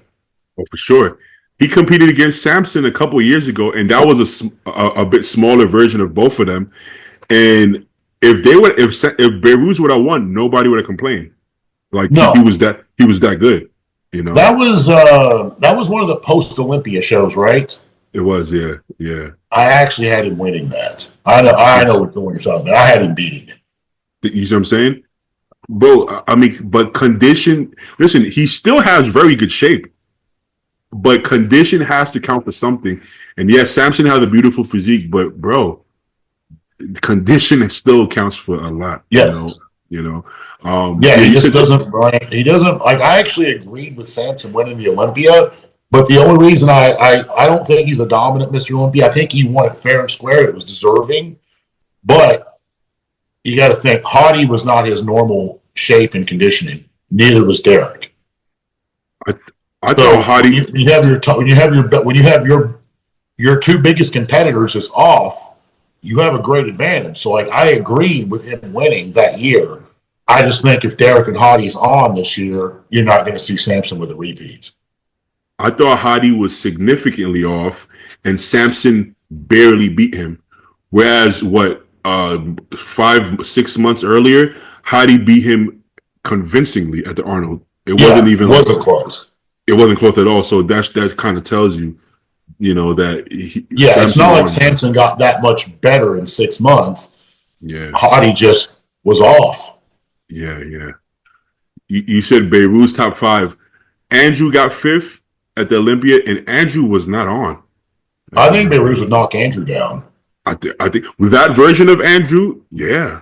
I mean, I guess even the Andrew at this Arnold, I think he would beat. I hate to say it, I'm a Martin Fitzwater fan, but I think he'd knock Martin down too. But he could. I mean, if Martin continues to progress like this, that's going to be tough. But bro, what does Beirut has it all too? I mean, Martin has a lot. Martin is still like Beirut hasn't really gotten significantly bigger. Martin, somebody rumored. I don't message you. I don't really DM anybody like, hey man, what do you weigh? Shit like that. I could. And I have a feeling he'd be blatantly honest. I just feel like it's not my place to ask that question. But if he's truly going to be 15 to 20 pounds heavier with the same conditioning, I may change my mind on Beirut's beating him. But I'm saying based on what Martin's 4th place last year, I think Beirut's could have slid in there and got 3rd or 4th. He might. Derek would be probably highly insulted that I would say something like this. And it's not meaning to be insulting, but Derek at 100% would beat Beirut. But Derek was off. I think the guy could have fell 3rd last year. Well, I thought Martin could have beat Derek last year as well. And that's not an insult. Yeah, it could have went either way on that. Yeah. So listen, man, Beirut's that good. I mean, you got to think about it. He's like a taller version of Hottie, really. Essentially. Yeah. Well, I think it's a taller version, but he has a nice vacuum, really small taper, like on his waist. He's got flaring quads, broad shoulders, and he's not missing anything. His posing needs to be better. Yeah, he's actually more aesthetic than Hottie. He's just not. Not close on that one. Yeah, he just hasn't been as dense as Hottie yet. But if he's made any improvements, even He's pretty 5 pounds. close on the density, man. He gets in shape. He is pretty close. But even I think 5 pounds, Hardy has more muscle, like per pound per square inch. square inch on his He's, frame. he's shorter, yeah. He's But shorter. where Beirut's is taller and more aesthetically pleasing, I'm not so sure that if they stood side by side that everybody would just go with Hardy. I think it might open a few people's eyes. It's This kind of is like true. when Bumstead was standing beside Martin. Everyone expected Martin to completely dwarf him and just like wax the stage with him. That's what I But thought. it's not really what happened. Chris's structure was superior. And even though he wasn't thickly muscled, he still beat a lot of like top open guys. This is true. Being a bigger person still means a lot. Yeah. Like, because Bumstead did not look dwarfed at all, which is I think that's what more honestly, before that show, I was under the impression that a classic guy could never stand on stage with an open guy. Bumstead is kind of different than just a classic guy though. He's kind of the exception to the rule, I think. Yeah. But I feel like the yeah, only thing that played his advantage, and I could be wrong on this, but I don't think I am. I think whenever he makes weight for the Olympia, he is probably at his all-time flattest because he struggles yeah, to make the weight. yeah. And I know a lot of people's like, oh, he was 20 pounds heavier at Prague or whatever. He was indeed heavier and he was indeed fuller, but he was not as crisp as when he was at the Olympia. Talking about that full factor and going a little too far with it, they were kind of dancing back and forth on that line there. Like They were another 2 or 3 pounds probably would have put Chris in third or fourth. yeah, for sure, for sure. Now you know that he's coming in incredibly flat because in classic, the last few years, his legs, people have been saying his legs is actually kind of like a weaker area, whereas in open, his legs look like his best body part. Like his legs look like he looked almost more bottom heavy than top heavy, if anything, which Yeah, tells I you, agree. Yeah, his legs were better than his upper body. yeah. So He's he's got losing. that. He has a little hamstring tear, and he's got a little bit of a tear in the quad. Like I don't know if it's Yeah, it. I'd have to go back and look at the picture. I think it's the rectus femoris on the right side. it looks a little. It Yeah, looks a the little lines. different. It does. Yeah, the lines look a Yeah. little So weird there. other than that, I mean, that's the only knock that I have on the guy. He actually did impress me in Prague. Like everyone was talking about how he was going to win that show, and I'm like, you are stupid. Like you are literally fucking stupid. But then when he stood up there, I was like, yeah, maybe I'll sit this one out on the sidelines. I don't want to argue my point. I swear that's how all the bodybuilders felt. Because honestly, I wasn't convinced he was going to get a second. I thought top 3 would be like a huge win. I thought he was going to fall behind, you know, Sean and I forgot who else. Even Presley. I was like, bro, I've seen Presley in person. I'm like, bro, I've seen both of them. I've seen Bumstead in person. I'm like, I don't think I realized how big Presley is. I He's a would be large surprised. guy. In my head, I'm like, it's bodybuilding. I don't even know if Sebum could be Presti. And now in hindsight, it sounds crazy to say that. But once I saw him on stage, I was like, oh yeah, he could actually possibly win the show. I'm like, oh, this is actually pretty good. Yeah, and a lot of people did have him winning that show. Yeah. Like when I saw the prejudge, at first, I kind of didn't want him to win it because I just in my head, I was like, there's no way, it's not possible. And I saw the prejudge, I'm like, yeah, Martin. And I'm like, wait a minute. man, I really don't know. Like Chris actually, take your Nice. feelings out of it for a second. Just look at the pictures, pretend that you don't know either one of these guys. Like, yeah, Chris is winning certain poses here. There was a black and white video that came out. For some reason, Chris looked even more conditioned. And I saw that one, and I was like, holy shit, this is over. This is game over. I was like, what the fuck is going on? All right. Let's wrap up this. Okay. Hey, I was really impressed. I was really impressed with Sas, man. Sas? Yeah, what do you think about Sas? Yeah, Sasan, I think he should have placed higher on the last show that he did. I think it was like New York from 2017 or 18 range. And I don't really remember why, because it's been 7 or 8 years now since we've seen the guy. He has a very unique look to his body. Yeah. He's so full, but it's almost like the way the muscles insert. Like his Yep. insertion points is so deep that Yeah. Yeah. even if when this guy's 6 weeks out, he looks like he's stage ready because of that. Now, that being said, I think this is where he lost Bonnet. Like, this is not Sass's usual conditioning. I know he can get harder, and he just didn't have the actual posterior chain to stand next to William. I think that's what cost him the show. From the The back. front, I went with Sass, but from the back, William just closed the door. Yeah, the back double. I think the back double was huge. Even his back lat spread is pretty good, but still not. Obviously not better than Williams. Yeah, I Kind of. think Sass is one of those guys as well. It's kind of has a smaller frame and a lot of muscle on it, so he's just bubbly and round. Like, I Yeah. don't think he's a very large guy. If I'm not, I've never met him in person. I think he's a little on the shorter side, He and I is. think he's a little bit on the smaller, like petite frame. So, like, he looks great here. It's unfortunately he got beat by a better bodybuilder. Yeah. I don't know if this is just me. I haven't heard anybody say it, but I see some similarities to Sean Roden as far as the crazy legs, the really crazy detail. Right, they're in shape, but they really have like really sharp insertions, and not the best back, like the back double stuff like that. Also, Yeah, the perfect abs, like you guys like yeah, insane detail on the abs, and they're not super wide neither, and they don't have the best arms, but in the poses, the arms look great, right? In they the still look actual pose. fine. Yeah, That's what I'm saying. I guess you could say Bump said is similar to that too. It's like you would say, the arms are a little weak. I don't know about but then in the poses, look, even the most muscular. Usually, if you don't have big arms and most muscular, it looks pretty bad. yeah. You can't But do a crab shot, but he pulls it off really good. that's what I'm saying. So it's strange because the arms don't seem to affect him in the poses, and even him being more on the narrow side, it didn't really in the lineup. I didn't really thought it made a huge difference. Granted, Bonac and James aren't the widest guys neither, you know. Yeah, But yeah, it looked. I was impressed with his comeback here, and I think we'll see this guy at the Olympia this year. I hope we do. Like, I hope he doesn't just shut it down at this point. You know, he's came along. It takes a lot of work to make a comeback to bring your body back to this level to shut it down. Like, I wouldn't. If I was him, I wouldn't do Pittsburgh. I'd probably grab one of those European shows. I think he's doing Germany, right? Oh, Feeble, yeah. It's gonna be him, Bonac.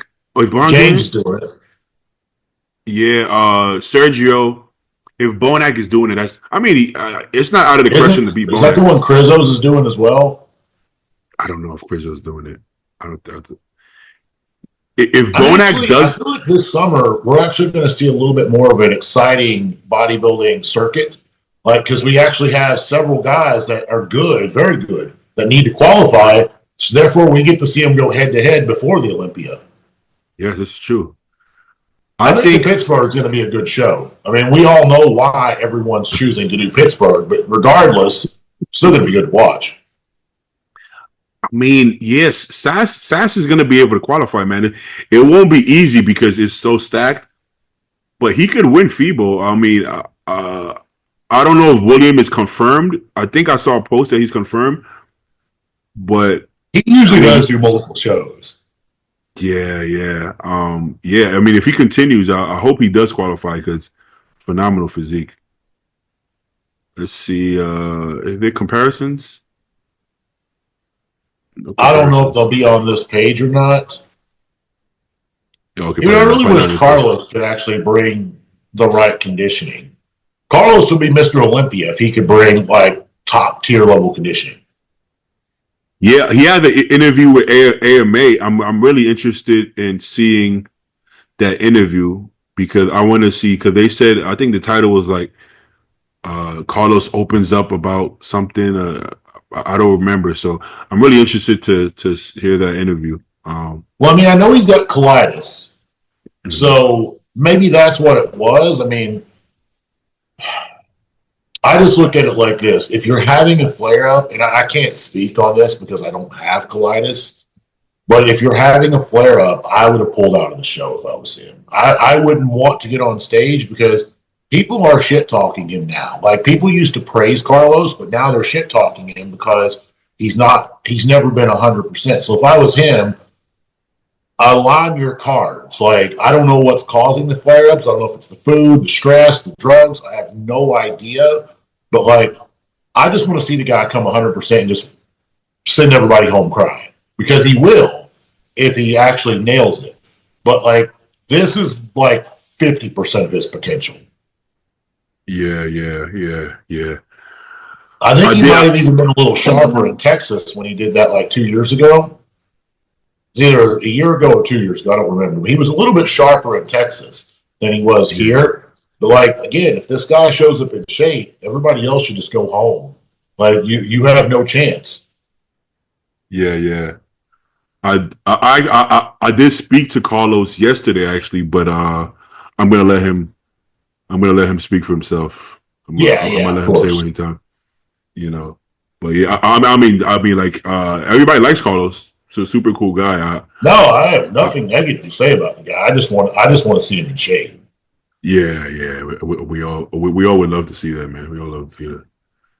I Yeah, really think if a true Carlos at 100%,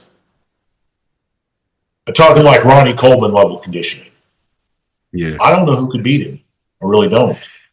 It's a crazy physique. It's almost like you have Keon with like rammy legs. It doesn't even make Yeah, sense.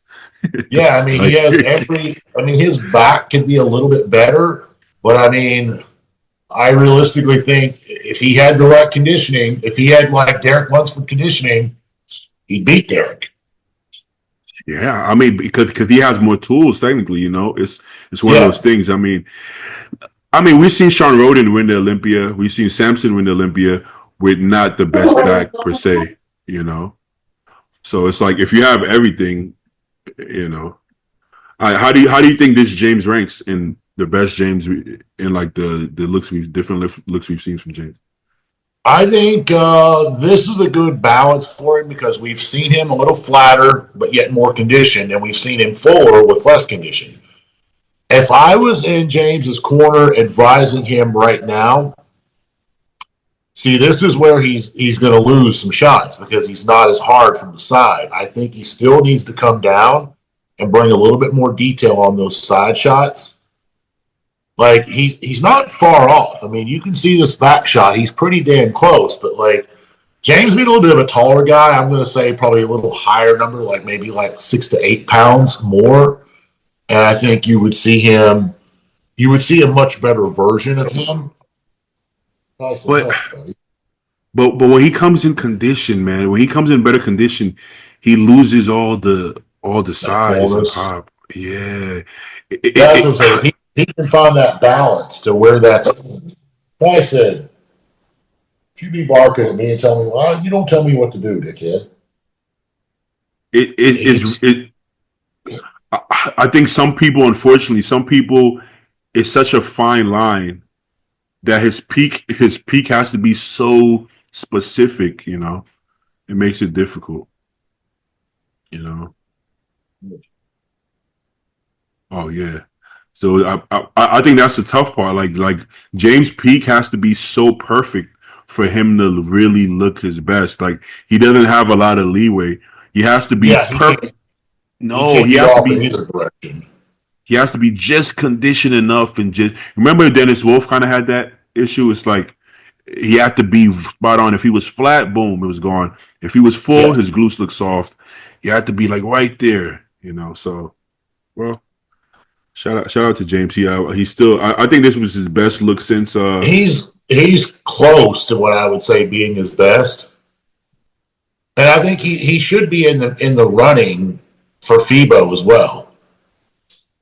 Let's I don't see see now. him out of the top three there. Yeah, his I best think look one thing with was. him is this is what I would recommend him do. So I know he actually trains abs because it's not like he's distended or anything like that. He just doesn't have a lot of depth in between each ab. What Yeah, I said, man, hush. He just is begging for attention right now. I think he should like lay down backstage when he's like 10 minutes out. T, hush, man. And I would recommend doing an actual ab workout instead of pumping like arms, shoulders, and delts first. Or sorry, I said shoulders and delts. But yeah, instead of pumping upper body first, I would go right to the abs, get some blood flow to that. Try to hold it like in between, like while you're still pumping up, getting raised. Hey, man, hush. Can you hear that? Not really. It's not loud. I can't hear it too loud. Let me see if it needs to go out. Hold on. You go outside. Yeah. Come on. Come on, punk.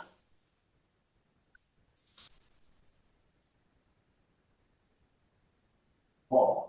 You go out. Little outburst. Okay. These little outbursts of where he feels like he can talk to me. He's not barking. He's kind of growling, but he has like a, I don't know what the absolute hell he wants right now. But back to James, I think he should get an actual ab pump. I'd like to see what that looks like. I did it. I've done it before, and it did make my midsection look better on stage. Really? Oh yeah, because like I feel like on stage, you kind of had a similar. It wasn't as bad as James, but like you could see the entire ab wall, but like you said, you just can't see in between every ab, right? It's kind of strange. So I would recommend him actually doing a little bit of just crunches or leg raises backstage to try to bring some blood flow to that. Because he's not like super outsized. It's not like, oh, I have to get my arms full because my arms are small. Yeah. He doesn't have a bad back. He doesn't have a bad chest. He doesn't have bad shoulders. I would focus on that. Get them, because I'd be willing to bet if you saw him train abs in the morning or whenever he trains abs and take his shirt off immediately, I bet you would see a significantly different midsection. So I feel like if he could bring that, that alone is going to make a drastic difference in how he looks. Yeah, he might be one of the only people who needs to do that. You ever seen Jay Cutler Rip to Shreds, the DVD? I watched From J to Z, but I don't think I've seen Rip to Shreds. Jay was shredded in that, and there was a scene where he trains abs, and then right after you see like crazy, just deep cuts between his abs. Yeah. It's like he had like a ab pump, but it looked insane. Yep. So that that's kind of what it is, because that muscle is pushing against the skin, so it's going to create more detail and definition there. Versus like sometimes like with arms, if you over pump your arms, you lose detail in your arms. Well, it kind of looks like it kind of looks like James did that. Like if you look at his arms, it actually looks like he lost some detail in the front double. Yeah, I think he's probably putting a little too much emphasis on pumping that area up versus, like I said, I would pump the abs. I'd probably hit some shoulders, and I would get some blood flow to the arms. I wouldn't say I wouldn't go like overboard with it. And it's kind of hard to say like do X amount of sets or that, because you know most of the time you got a band backstage and you can adjust your own resistance. Yeah, so it's kind of tough, but. Yeah, but overall, probably his best since 22, I think it was, around there. Is that when he won the Arnold? Yeah, when he was with the Arnold UK. He won like 2 shows, something like that. Yeah, that was the. Yeah, I like this look on him. I think just if he can bring that full factor and come just a little bit more crisp. Exactly. All right, you want to do a couple questions? I think we've been on for a minute. You want to end it? Yeah, that's fine. You can throw a couple out there. All right. Boom, boom, boom. Have you ever been flat on stage? I would venture to say that every show I did, I was flat, but I didn't look it. Like people didn't see that as being flat because I have like longer muscle bellies and fuller muscle bellies. So people assume that I'm just bursting full. But if you saw me a week after the show, that's when I'm bursting full. Yeah. So, but the thing is, when I get that super full look, I lose the detail of my quads. That's the first area, quads and hamstrings. Like, I'll have striated glutes 15, 18 pounds, 20 pounds above my stage weight. My glutes actually look better. My upper body looks better, 20 pounds over stage weight, but I don't have the detail on my legs. So for me to bring that polished detail, like in my quads, get my hamstrings separated, I have to be a little bit flat. All right, sit down, buddy. Hey, Uh, name your top five at the Olympia in 2030. 2030. Oh shit, I can't do that. Where's That'd be in 5 years from now. I would say Derek will be there because he's young.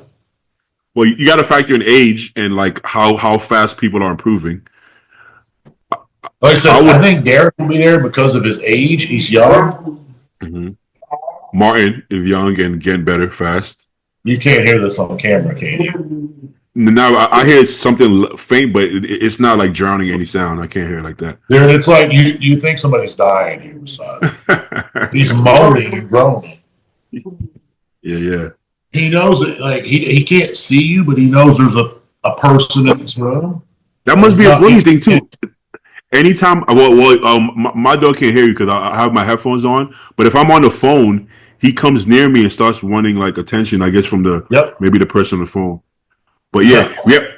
we have to factor in their age and rate their improvement. So, with all due respect, I'm probably not gonna keep Samson and Andrew there because 5 years is Nope. it's a. I mean, That they're gonna puts be them upper 40s. yeah. So they're still gonna be great. I'm sure if they're Hey, competing. enough! Enough now! I've had enough of this shit. Well, lay down. Well, lay down. One. Hey, lay down. If you don't scold him hard, he'll do. Now he's just sitting his big ass right in my kitchen floor, looking at me with side eyes because he got in trouble. Yeah, that's the But only way they're gonna listen. Yeah. yeah, So I would probably get rid of Hottie, yeah. Samson. Uh, I'd get rid of Andrew. Martin would be top five. Derek would be top five. Vito maybe.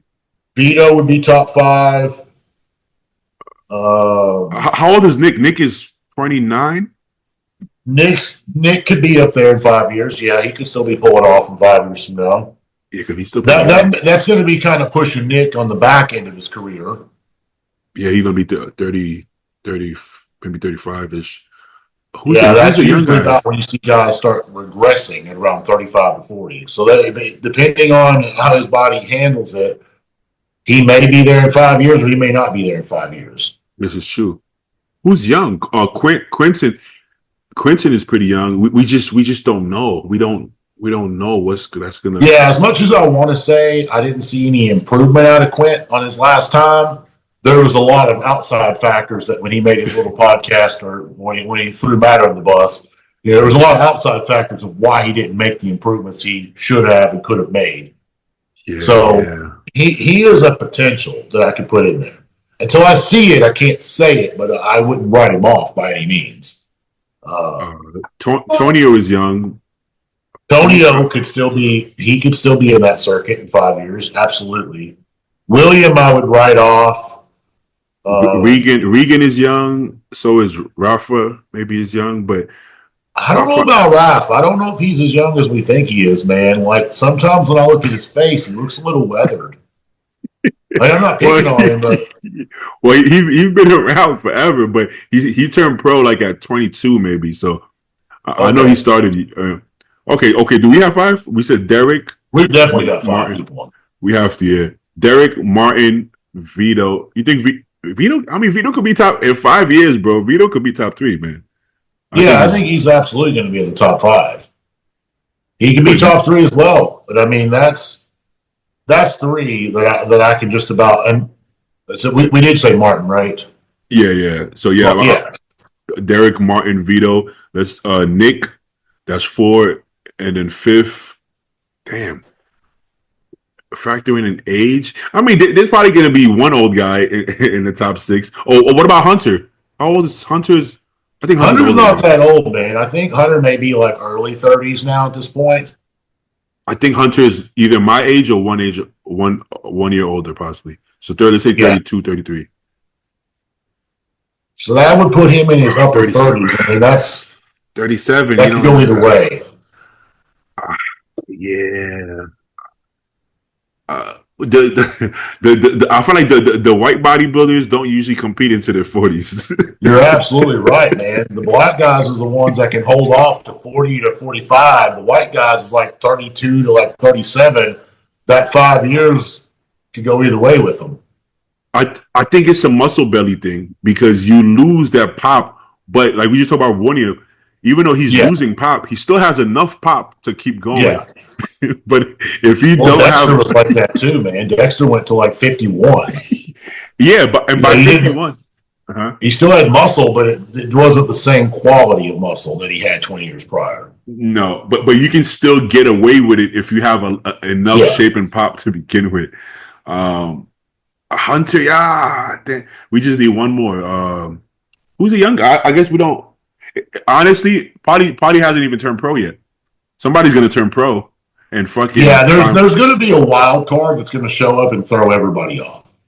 yeah. Well, I Ken mean, looks amazing. we could have an amateur out there right now that may be Mr. Olympia in 5 years. Oh yeah, but shit. Sometimes it doesn't take very long. Like you fucking demolish the fucking nationals, and then you go win a fucking pro show. So we've seen it happen with Nick and Andrew and Derek. You know, somebody comes out of nowhere sometimes. You know, so Yep. we Yeah, Derek was an amateur one weekend, and 5 weeks later, he was top five in the world. this is true. Yeah. So, I Yep. mean, it can happen really, really fast for certain people. I mean, Nick was an amateur one year. I think the following year, he was like fifth at the Olympia or something like that. Just like that. Yeah.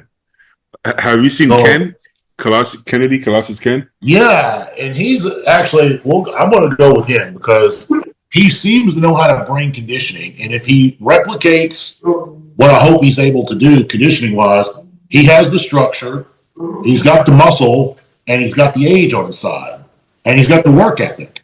He could be the guy that could be top five in 5 years. Yeah, like He could he's actually always be top five sooner than that. he's always had the shape. He finally got the condition, but I did not anticipate him to put this much muscle on. Bro, he put It's on been a lot. a lot of muscle, bro. It's like way more than you would think he would, you know. Do you But know how much heavier he is by any chance? yeah, Stu sent me some pictures, and I just talked to Ken. I mean, yeah, he's gonna at the at Because the at the sometimes he Northern. may not be like significantly heavier, but when as I had the same conversation last week on Armand and King Kamali's podcast, Mhm. sometimes all it takes is an 8 to 10 pounds to what I would say complete your physique. Because like when people saw me in Chicago 2013, I was like 12 pounds heavier when I won the Orlando, but it didn't look like the same guy at all. It looked like I gained like 25 pounds, but I was able to put that 12 pounds in the right places to be able to give myself a more complete dialed in look. So Ken might not have put on as much muscle as we think on the scale, but it's enough to make him have that wow factor now. Yeah.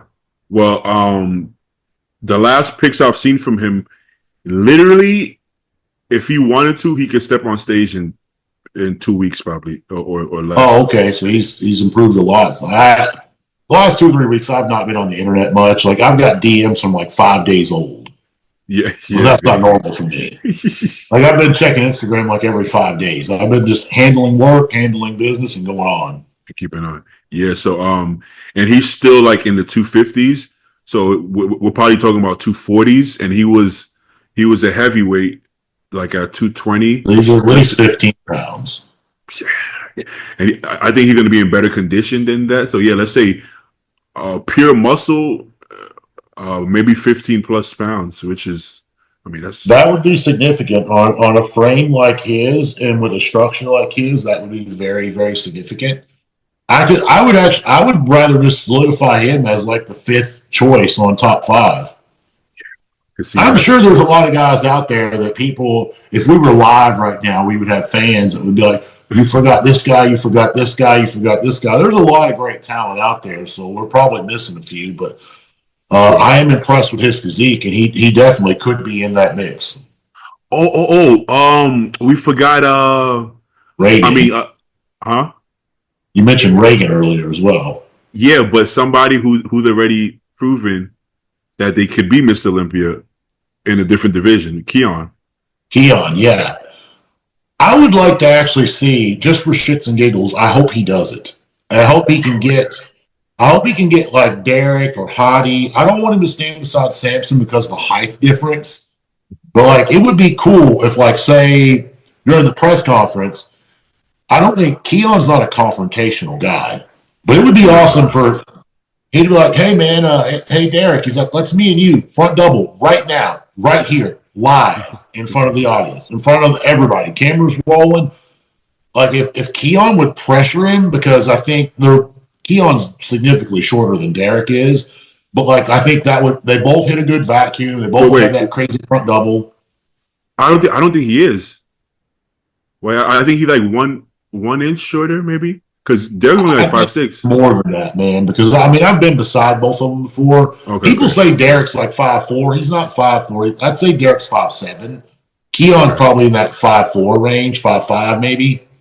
I think like 5'5". Yeah. So I mean, It's kind of hard to tell. I think I would just like to see the two side by side just to see if the height is actually going to affect him like that. Because I never thought Clarita would ever win an open pro show either, but he did. Yeah. So to get Keon, and the last time I actually spoke to him was online, he said he's still not at the top of the 212 class. So like Yeah, he's still got room to go. quite a bit. But I'm actually just kind of curious to see how he would stand next to an open guy. Like he needs to at least call somebody out at this upcoming Olympians. Like, hey man, let's hit a couple poses, me and you, one on one. Yeah. Well, they did it in Detroit. Maybe the Olympia gonna try it as well. They did the King of Detroit when they Oh had yeah, the they did the champion. classic Yeah, and the open. yeah, yeah. And Was there a I'll check go. or like a bonus or for something that on that? I think there was an award. I don't know if there was a check. They should be though. Yeah, I think Now they should be like even if it's a little bit like $2,000 or $3,000. Like just put that out there. now local shows are copying it. My friend just won a show, and they had the men's physique classic and open guy post together. Oh well, men's physique guy. That's a little odd because he's still got shorts on. Yes, but the Yeah. crazy part is the men's physique guy won. All right, hold on. Let me try this one more time. See if I can You let him out. good, brother. He was waiting by the door, and he actually will not let you know if he has to go or not. Like he'll sit by the door and he'll just stay there. He won't bark. He won't make any noise. Nothing at all. And right now, I had a little bit of an issue. Would have been last Saturday. I woke up and I woke up to multiple things that was not going to leave me having a good weekend on Saturday, but that's neither here nor there. But I woke up and Benny's front leg was out, like couldn't use it, like he couldn't walk. I was physically carrying him, and I thought he broke his shoulder, like in the middle of the night. Like he went to bed fine, and I wake up, and all of a sudden, like his leg is like when he tries to touch the ground, it just slides out. I thought his shoulder was gone. Took him to the vet, and they said that it's based on where his spinal deformities is. Basically, he's kind of got a flare up, and it's like affecting. It's kind of like like if we have a neck issue, it can affect our arms and hands. Oh yeah, yeah. So it's similar to that. So right now, they've got him on 3 different medications. Gabapentin, which is not going to be a problem. They have him on, I don't even know the painkiller.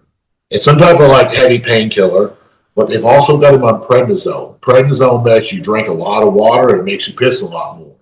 So if I'm not careful, I did a little bit of an interview. It was really cool. So guys, listen to this. Go check this out when it airs. I don't even know if I'm supposed to say it's supposed to air, but it's Muscle and Strength. It's like a very professional backdrop interview. It's going to be cool. I'm really looking forward to this. Oh, they posted a picture about they have a new series coming out, and they're gonna have you on. I think they posted that today, like a picture. Yeah. Yeah, I'm sure he's doing a little bit of editing on it right now. I think it's going to be awesome when it gets out.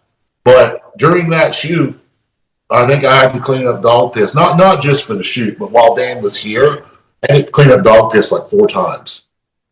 Holy shit! Because like when he's on prednisone, he just cannot hold it. Holy shit! Well, is that in the video? Did they film that? No. We didn't put. He did put the dogs in the video, But like Okay. not the pissing part. But like I don't get mad at the little fella just because he can't hold it right now. I'm gonna go see. Hopefully they're ready to come in. Okay. Okay. Give me Yeah. just a second here. All right, man. She.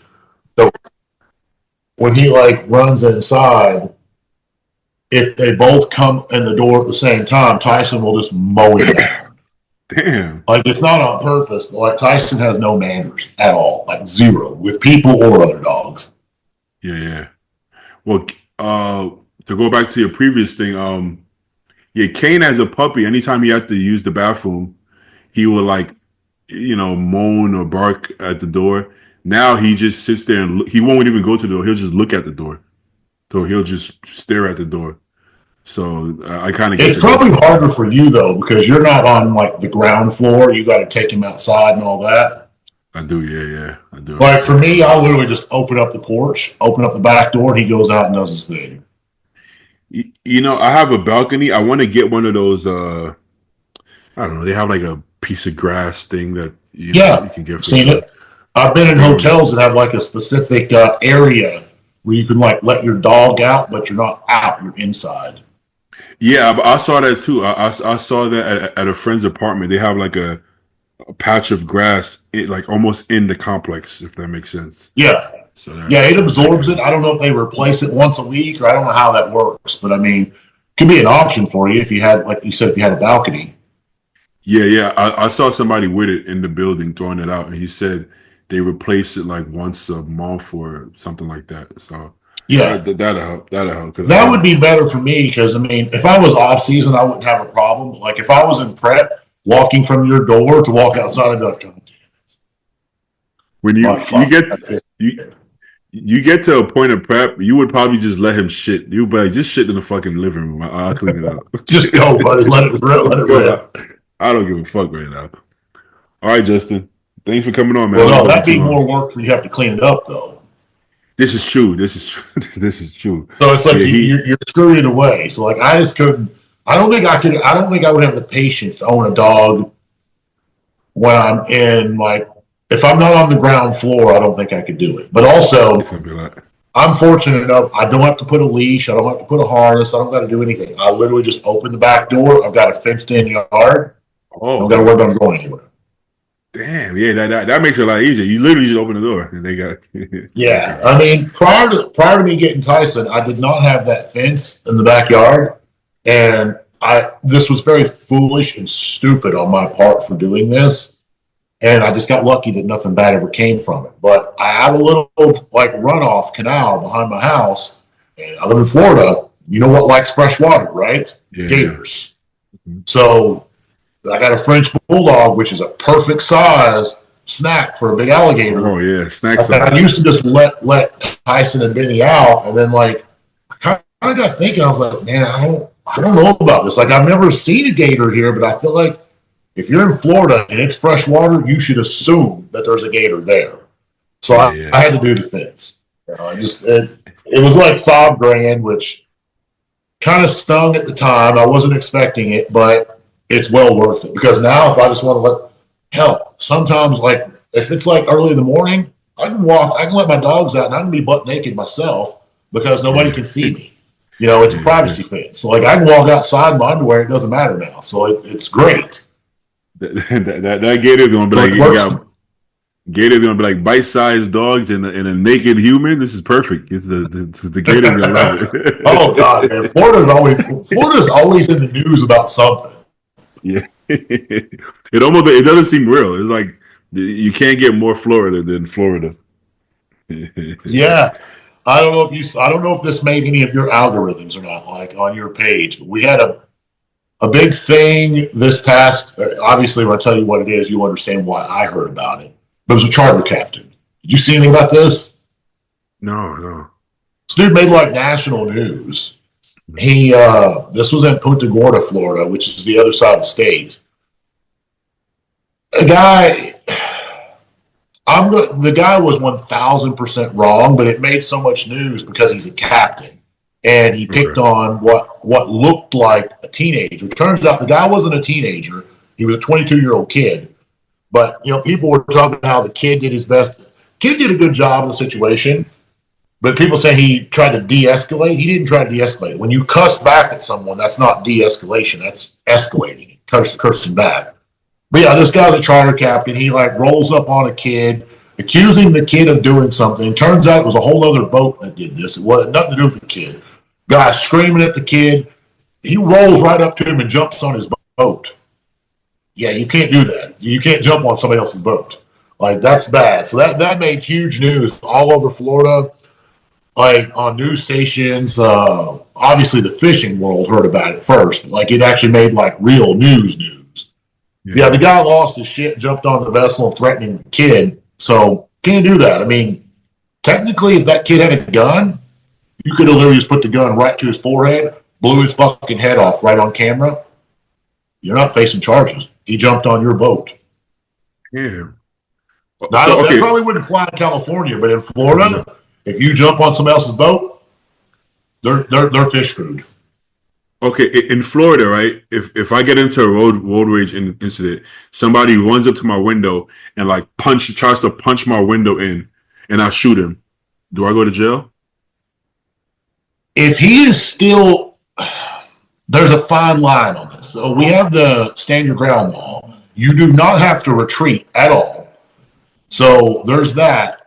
The biggest thing you'd have to tell the cops. I said, man, he's trying to like talk to me right now, right? T-Man, hush, we're almost done. But really? No.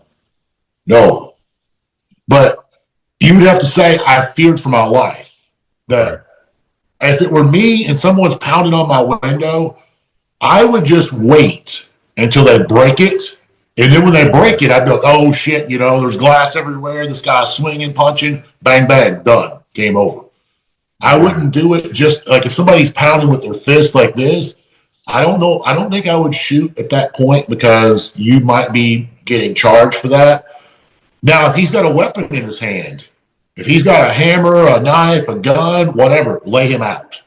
Even if you are going to catch a charge, I'd rather be, what's the old phrase? It's actually John Tooman taught me this phrase. He lives out in your area, or at least he used to. Do you know what I'm talking about? No. He was friends with, he was a promoter with Sandy and Hani. But he said, I'd rather be judged by 12 than carried by 6. Because he lived in California and the guy had a gun on him at all times. And I don't think his gun was legal to be on him at all times. And that's why he made that comment. It's like, I'd rather have the gun and need it is to need it and not have it. So like my boat, when I leave my truck, when I park my truck and trailer, I put my gun in my pocket. So I'm not brandishing the weapon walking through the parking lot, but legally I am allowed to walk through the parking lot with the weapon in my hand because I'm transporting it from the truck to the boat. And in Florida, if you're hunting or fishing, you're allowed to have a weapon concealed. This was before the concealed weapon. So nowadays in Florida, there is no concealed weapon law. Like you're allowed to have a concealed weapon as long as you're not a felon. As long as your weapon's not stolen and you don't have a felony on your record, you can have a gun in your glove box and it's not a big deal. So when I'm on the boat, I've had people cuss at me. Maybe I deserved it, and I've cussed back at people, and that's all perfectly fine. But if you think you're going to physically come on my boat and threaten me, that ain't going to happen. You're about to become chum at that point. Yeah. So if somebody gets close, I mean, you'll see it coming. Like if somebody's like easing up on you and they're getting close to you, I'm going to go ahead and have that gun just waiting right behind the console. I'm not going to tell you I got it either. I'm just going to say, hey, man, you come on this boat, you better be expecting a fight to the death because that's what's going to happen. I think it's good to teach people to keep their fucking hands to themselves and stop approaching people aggressively. Or, yes. because I think people are under this idea that I know that you might be bigger and stronger than me, but I know that if you do anything, you'll get in trouble. So I'm going to run up on you and act fucking crazy, right? Or like slap you or do something stupid, because they know that you'll get in trouble for it to retaliate. So you're teaching people to act like this. Whereas if everybody knew that if you approach somebody the wrong way, you might get fucking shot, people wouldn't do it. That's why I personally think you're going to have a lot less crime in Florida because we have no concealed weapon like laws now. So you should assume that every person you encounter has a gun. And Exactly. I think it does keep people in line a little bit more than regular. But the only reason this guy pulled that off is he thought it was a kid on the boat. I mean, if you see that kid's that I said kid, he's 22. If you're 22 years old, you're a man at that point. Yeah. But like, if you look at his face, he looks like he's about 16. I can guarantee you, if it was just me sitting in my boat underneath that bridge, and he sees a grown man in the boat, he wouldn't have been so slap happy to come over and want to say something. Yeah. Yeah. Well, Yeah, he just saw a kid, and yeah, the guy was having a bad day. And what was hilarious about it is he told the kid, I'm the best motherfucking charter captain that you will ever meet." There was 4 people on the boat. One of them was a cameraman, and the cameraman had to make a statement because he was just filming footage, like for them to act for advertising. And the yeah. cameraman was like, "Yeah, we didn't catch a single fish all day." So I'm like, "You just told the kid you're the best charter captain in the world, but your cameraman said you didn't catch a fish all day." So I guess he was just pissed off that he had a bad day, and he probably he paid the videographer for footage, and he didn't get anything. And then he takes his rage out on some poor little innocent kid. But yeah, I It's mean, crazy. technically that kid. I mean, the other thing on a boat, there's cutting knives, there's fillet knives, there's a gaff, and there's guns. I'd be Yeah. more afraid of that knife and the gaff because just about every boater has those on his boat. I Yeah. mean, if I forgot my gun that day, I've got 2 knives and 2 gaffs, and both of them can be very lethal. So I'm going to go for one. Yeah. You can't really conceal a gaff. You're holding a long rod with a hook on it. I'm just stand there. I'm standing there like I'm Satan with a pitchfork. But come on over here, man. Come on Yeah. over. And that, Like, that alone would deter most people because they see you're not afraid of them. I'm not at this point in my life, at least. I'm not a violent person at all, but No. I don't have any empathy for that. When somebody does something and somebody retaliates and hurts them really bad, or even kills Yeah, them, I I don't don't show have. mercy. I just don't have empathy for that. I have I empathy don't want to of see it happen, but I don't show mercy on either. innocent people getting hurt. That bothers me. But if you get what you ask for, I don't really feel bad. I got to be honest with you. It Yeah, doesn't you make me walk feel up and bad. you start it. Don't be surprised if the other man's not afraid to finish it. 100%, 100%. But Even like you were some. saying, so many people think that, like he won't punch me, he won't do this, he won't do that because he's going to go to jail. Well, you might meet the guy who isn't afraid of going to jail and isn't afraid of catching charges, and then you may end up unalived because of Exactly. what you did. This is gonna sound really fucked up, but you know how you're in traffic and shit. Sometimes you see somebody just going crazy, just getting nowhere fast, swerving, and in the back of my head, I want something bad to happen to them. I'm like, yo, what the fuck are you doing? I almost want them to learn the lesson the hard way. I'm like, if you're doing that, something's wrong with you. Like, You there's a limit, actually, huh? I saw that exact scenario happen about 2 months ago. I was pulling my boat behind me. I was coming back from fishing that day, and there was a truck that just was like, it was 3 lanes. He's like going in and out of every lane possible. He beats me through the light, and there's a bridge on the other side of that light that goes uphill. And I didn't see exactly what happened, but I heard it. And then when the light turned green, that guy's sideways in the road because he hit somebody. And I just went by and I was just like, I But saw the lady was fine that he hit. She was unharmed. I'm like, good, man. I hope you lose your damn license for this. I hope you don't have a license and you go to jail for this because you're acting like an idiot. you got to learn the hard. Listen, we've all been in situations where we're late and we're driving faster than we should. That's one thing, but there's a level of just carelessness and just Yeah, and this guy was disregard. doing it. When I see that shit, it pisses me off. I'm like, what the fuck are you doing, bro? This is, and a lot of them, they don't really have anywhere to be. Like, let's be real. A lot of them, they're just being stupid. So I see that, Yeah, and I'm like, I want this person to learn the lesson just so they understand like what they're doing is just it's crazy. I would say the guy in my situation, I'm glad he got in the wreck. I'm actually glad he's okay. I think he learned the lesson probably through his wallet and not through his health, thankfully. Yeah, yeah, yeah, But out yeah. where you guys are at, motorcycles are legally allowed to ride through the middle, like in between cars, right? Oh, yes, they are. That's Yeah. just scary as shit because, like, all it takes is me to glance this way and I don't see you, and I weave 6 inches. I may still be within my lane, and I may have knocked you off your bike. All you gotta do is touch that bike. You're running 80 miles an hour. If I touch your foot peg, you're probably going to lose it. Oh, it happens all the time. It happens all the time, and I've literally seen motorcycle accidents. I don't know, at least once a year, and then it happens to me where they get mad at you, like you're supposed to see them coming, fucking zooming Yeah, 80 miles per hour, and it's like, you know how many times like I have my music blasting, right, and I'll be like, and I'll just zoom, and I'm like, holy fuck, like just before I make a turn or something, I'm like, yo, I didn't even see the fucking bike coming.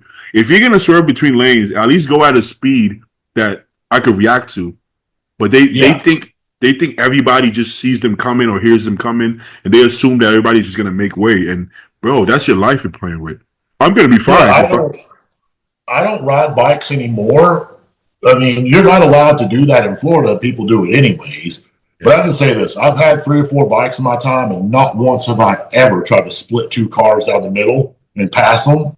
Yeah, Like it's just, like you said, like even if you got a helmet on, if you go down in the middle of the road, there's a good chance a car's going to run your body over too. So I'm not playing that's with my life like that. no. Yeah, I wanted to get a bike, but everybody I know, maybe besides Paul, knock on wood, but everybody I know with a bike has been in a accident that was kind of nasty. So it kind of, and anytime I would mention it, everybody would get so nervous that I'm like, you know what? I think everybody's uncomfortable with this, and maybe I shouldn't. But one day, I think if I get into if I'm in my 50s, I could be like, I made it past the halfway mark. You know, let me do I would some want stuff. to do it in like my area is so congested. Like I feel like driving in St. Lucie is very similar to driving in LA right now because we've doubled population since 2019. We don't have the infrastructure. So like Yeah, our 3 lane roads looks like they're all 6 and 7 lane roads. Like it's right. just bumper to bumper, people blowing horns, acting like an idiot. But my thing is other vehicles. Like I'm not worried about my own ability to ride a motorcycle. Like I feel very comfortable. But what I don't feel comfortable with is having people driving down the road like they're sitting here looking at their phone and they're not paying attention in front of them, or they got a screaming baby over here that they're trying to pay attention to. They're going back and forth. I don't want to be on a bike in those circumstances. Yeah. That's when it gets dangerous. Everybody I else, was to the yeah, point that I always, when I would pass somebody on my motorcycles, I would always kind of like look at the car and decide like they don't look like they're paying attention. I'm going to stay behind them. Like there's been multiple times, or better yet, like when I had my R1, it was so loud, man, you couldn't like you knew I was coming a mile away. Like if I saw a car weave or something, oftentimes if I get behind them, I pull in the clutch, I'd rev it 3 or 4 times, and I see them look up in the rearview mirror, and I'm like, okay, now smart. they know I'm there. I'm gone. Like I Some was people just do kind of that. letting them know I'm behind you. Yeah, so some people do that. Yeah, on the highway, some people go, yeah, they'll alert you. That's a smart thing to do because Yeah, the then you hear horn it. is Yeah, like beep beep beep. The horn doesn't mean shit, but you rev up those straight pipes, they'll hear that. yeah. That's probably the best way to go about it. You know, but you want to slow down a little bit when he's surfing. Yeah, I would slow down. I wouldn't pass them recklessly. I'd make sure that they were aware that I was there before I go around them. Smart, yeah, smart. That I mean, if you've ever seen road rash in person, dude, it's pretty rough to look at. So even if you Tonio. live through the crash, I mean, it looks pretty shitty. Let's put it that way. I saw Tonio's. His whole arm was peeled off. He Yeah. was that was And pretty. not to mention where he's got tattoos and stuff, they've destroyed the tattoos. Well, you could actually see the tattoos like under his flesh, but Oh, but I don't know if I want to see it. well, because what happens is the tattoos it pierces the second layer of your skin. So Yeah, for it to destroy the tattoo, you would have to peel that shit down to down. It's possible though. I mean, I'm sure it's possible. Like if you have a scar, usually scars are permanent because they pierce both layers. It's like a tattoo. yeah, You know, so if you have a entire skin peels off, it's possible to lose the tattoo. I mean, shit, if you, it would have to be yeah. deep If they though. take it down to the flesh, It's gone. That's like what $5,000 gone. yeah, but not to mention you're gonna have like if you're gonna have like half a tattoo, so it's gonna look really funky. Yeah. Because that first layer, everything heals, but when they have to start taking skin from your ass to put on your Yeah, like, then you fucked up. This is over. yeah. Which is possible. All right. Oh, there you go. Big boy. He just was begging, man. I just got to bring him up here. Big boy. Hey, what's up? What's up, Tyson? Hey, man, look over here. Yeah, they have the same manner. It's like every bully is like the same bully. They have the same mannerisms and everything. You're like, oh, so everybody can relate to the. If you have a bully, you can relate to the personality. This one's an asshole, man. I'm not gonna lie. You like things his way. Oh man. What you got there? All right, Compton. Thanks for coming on, brother. I All appreciate right, you. man. No worries. Yeah, we'll catch up soon.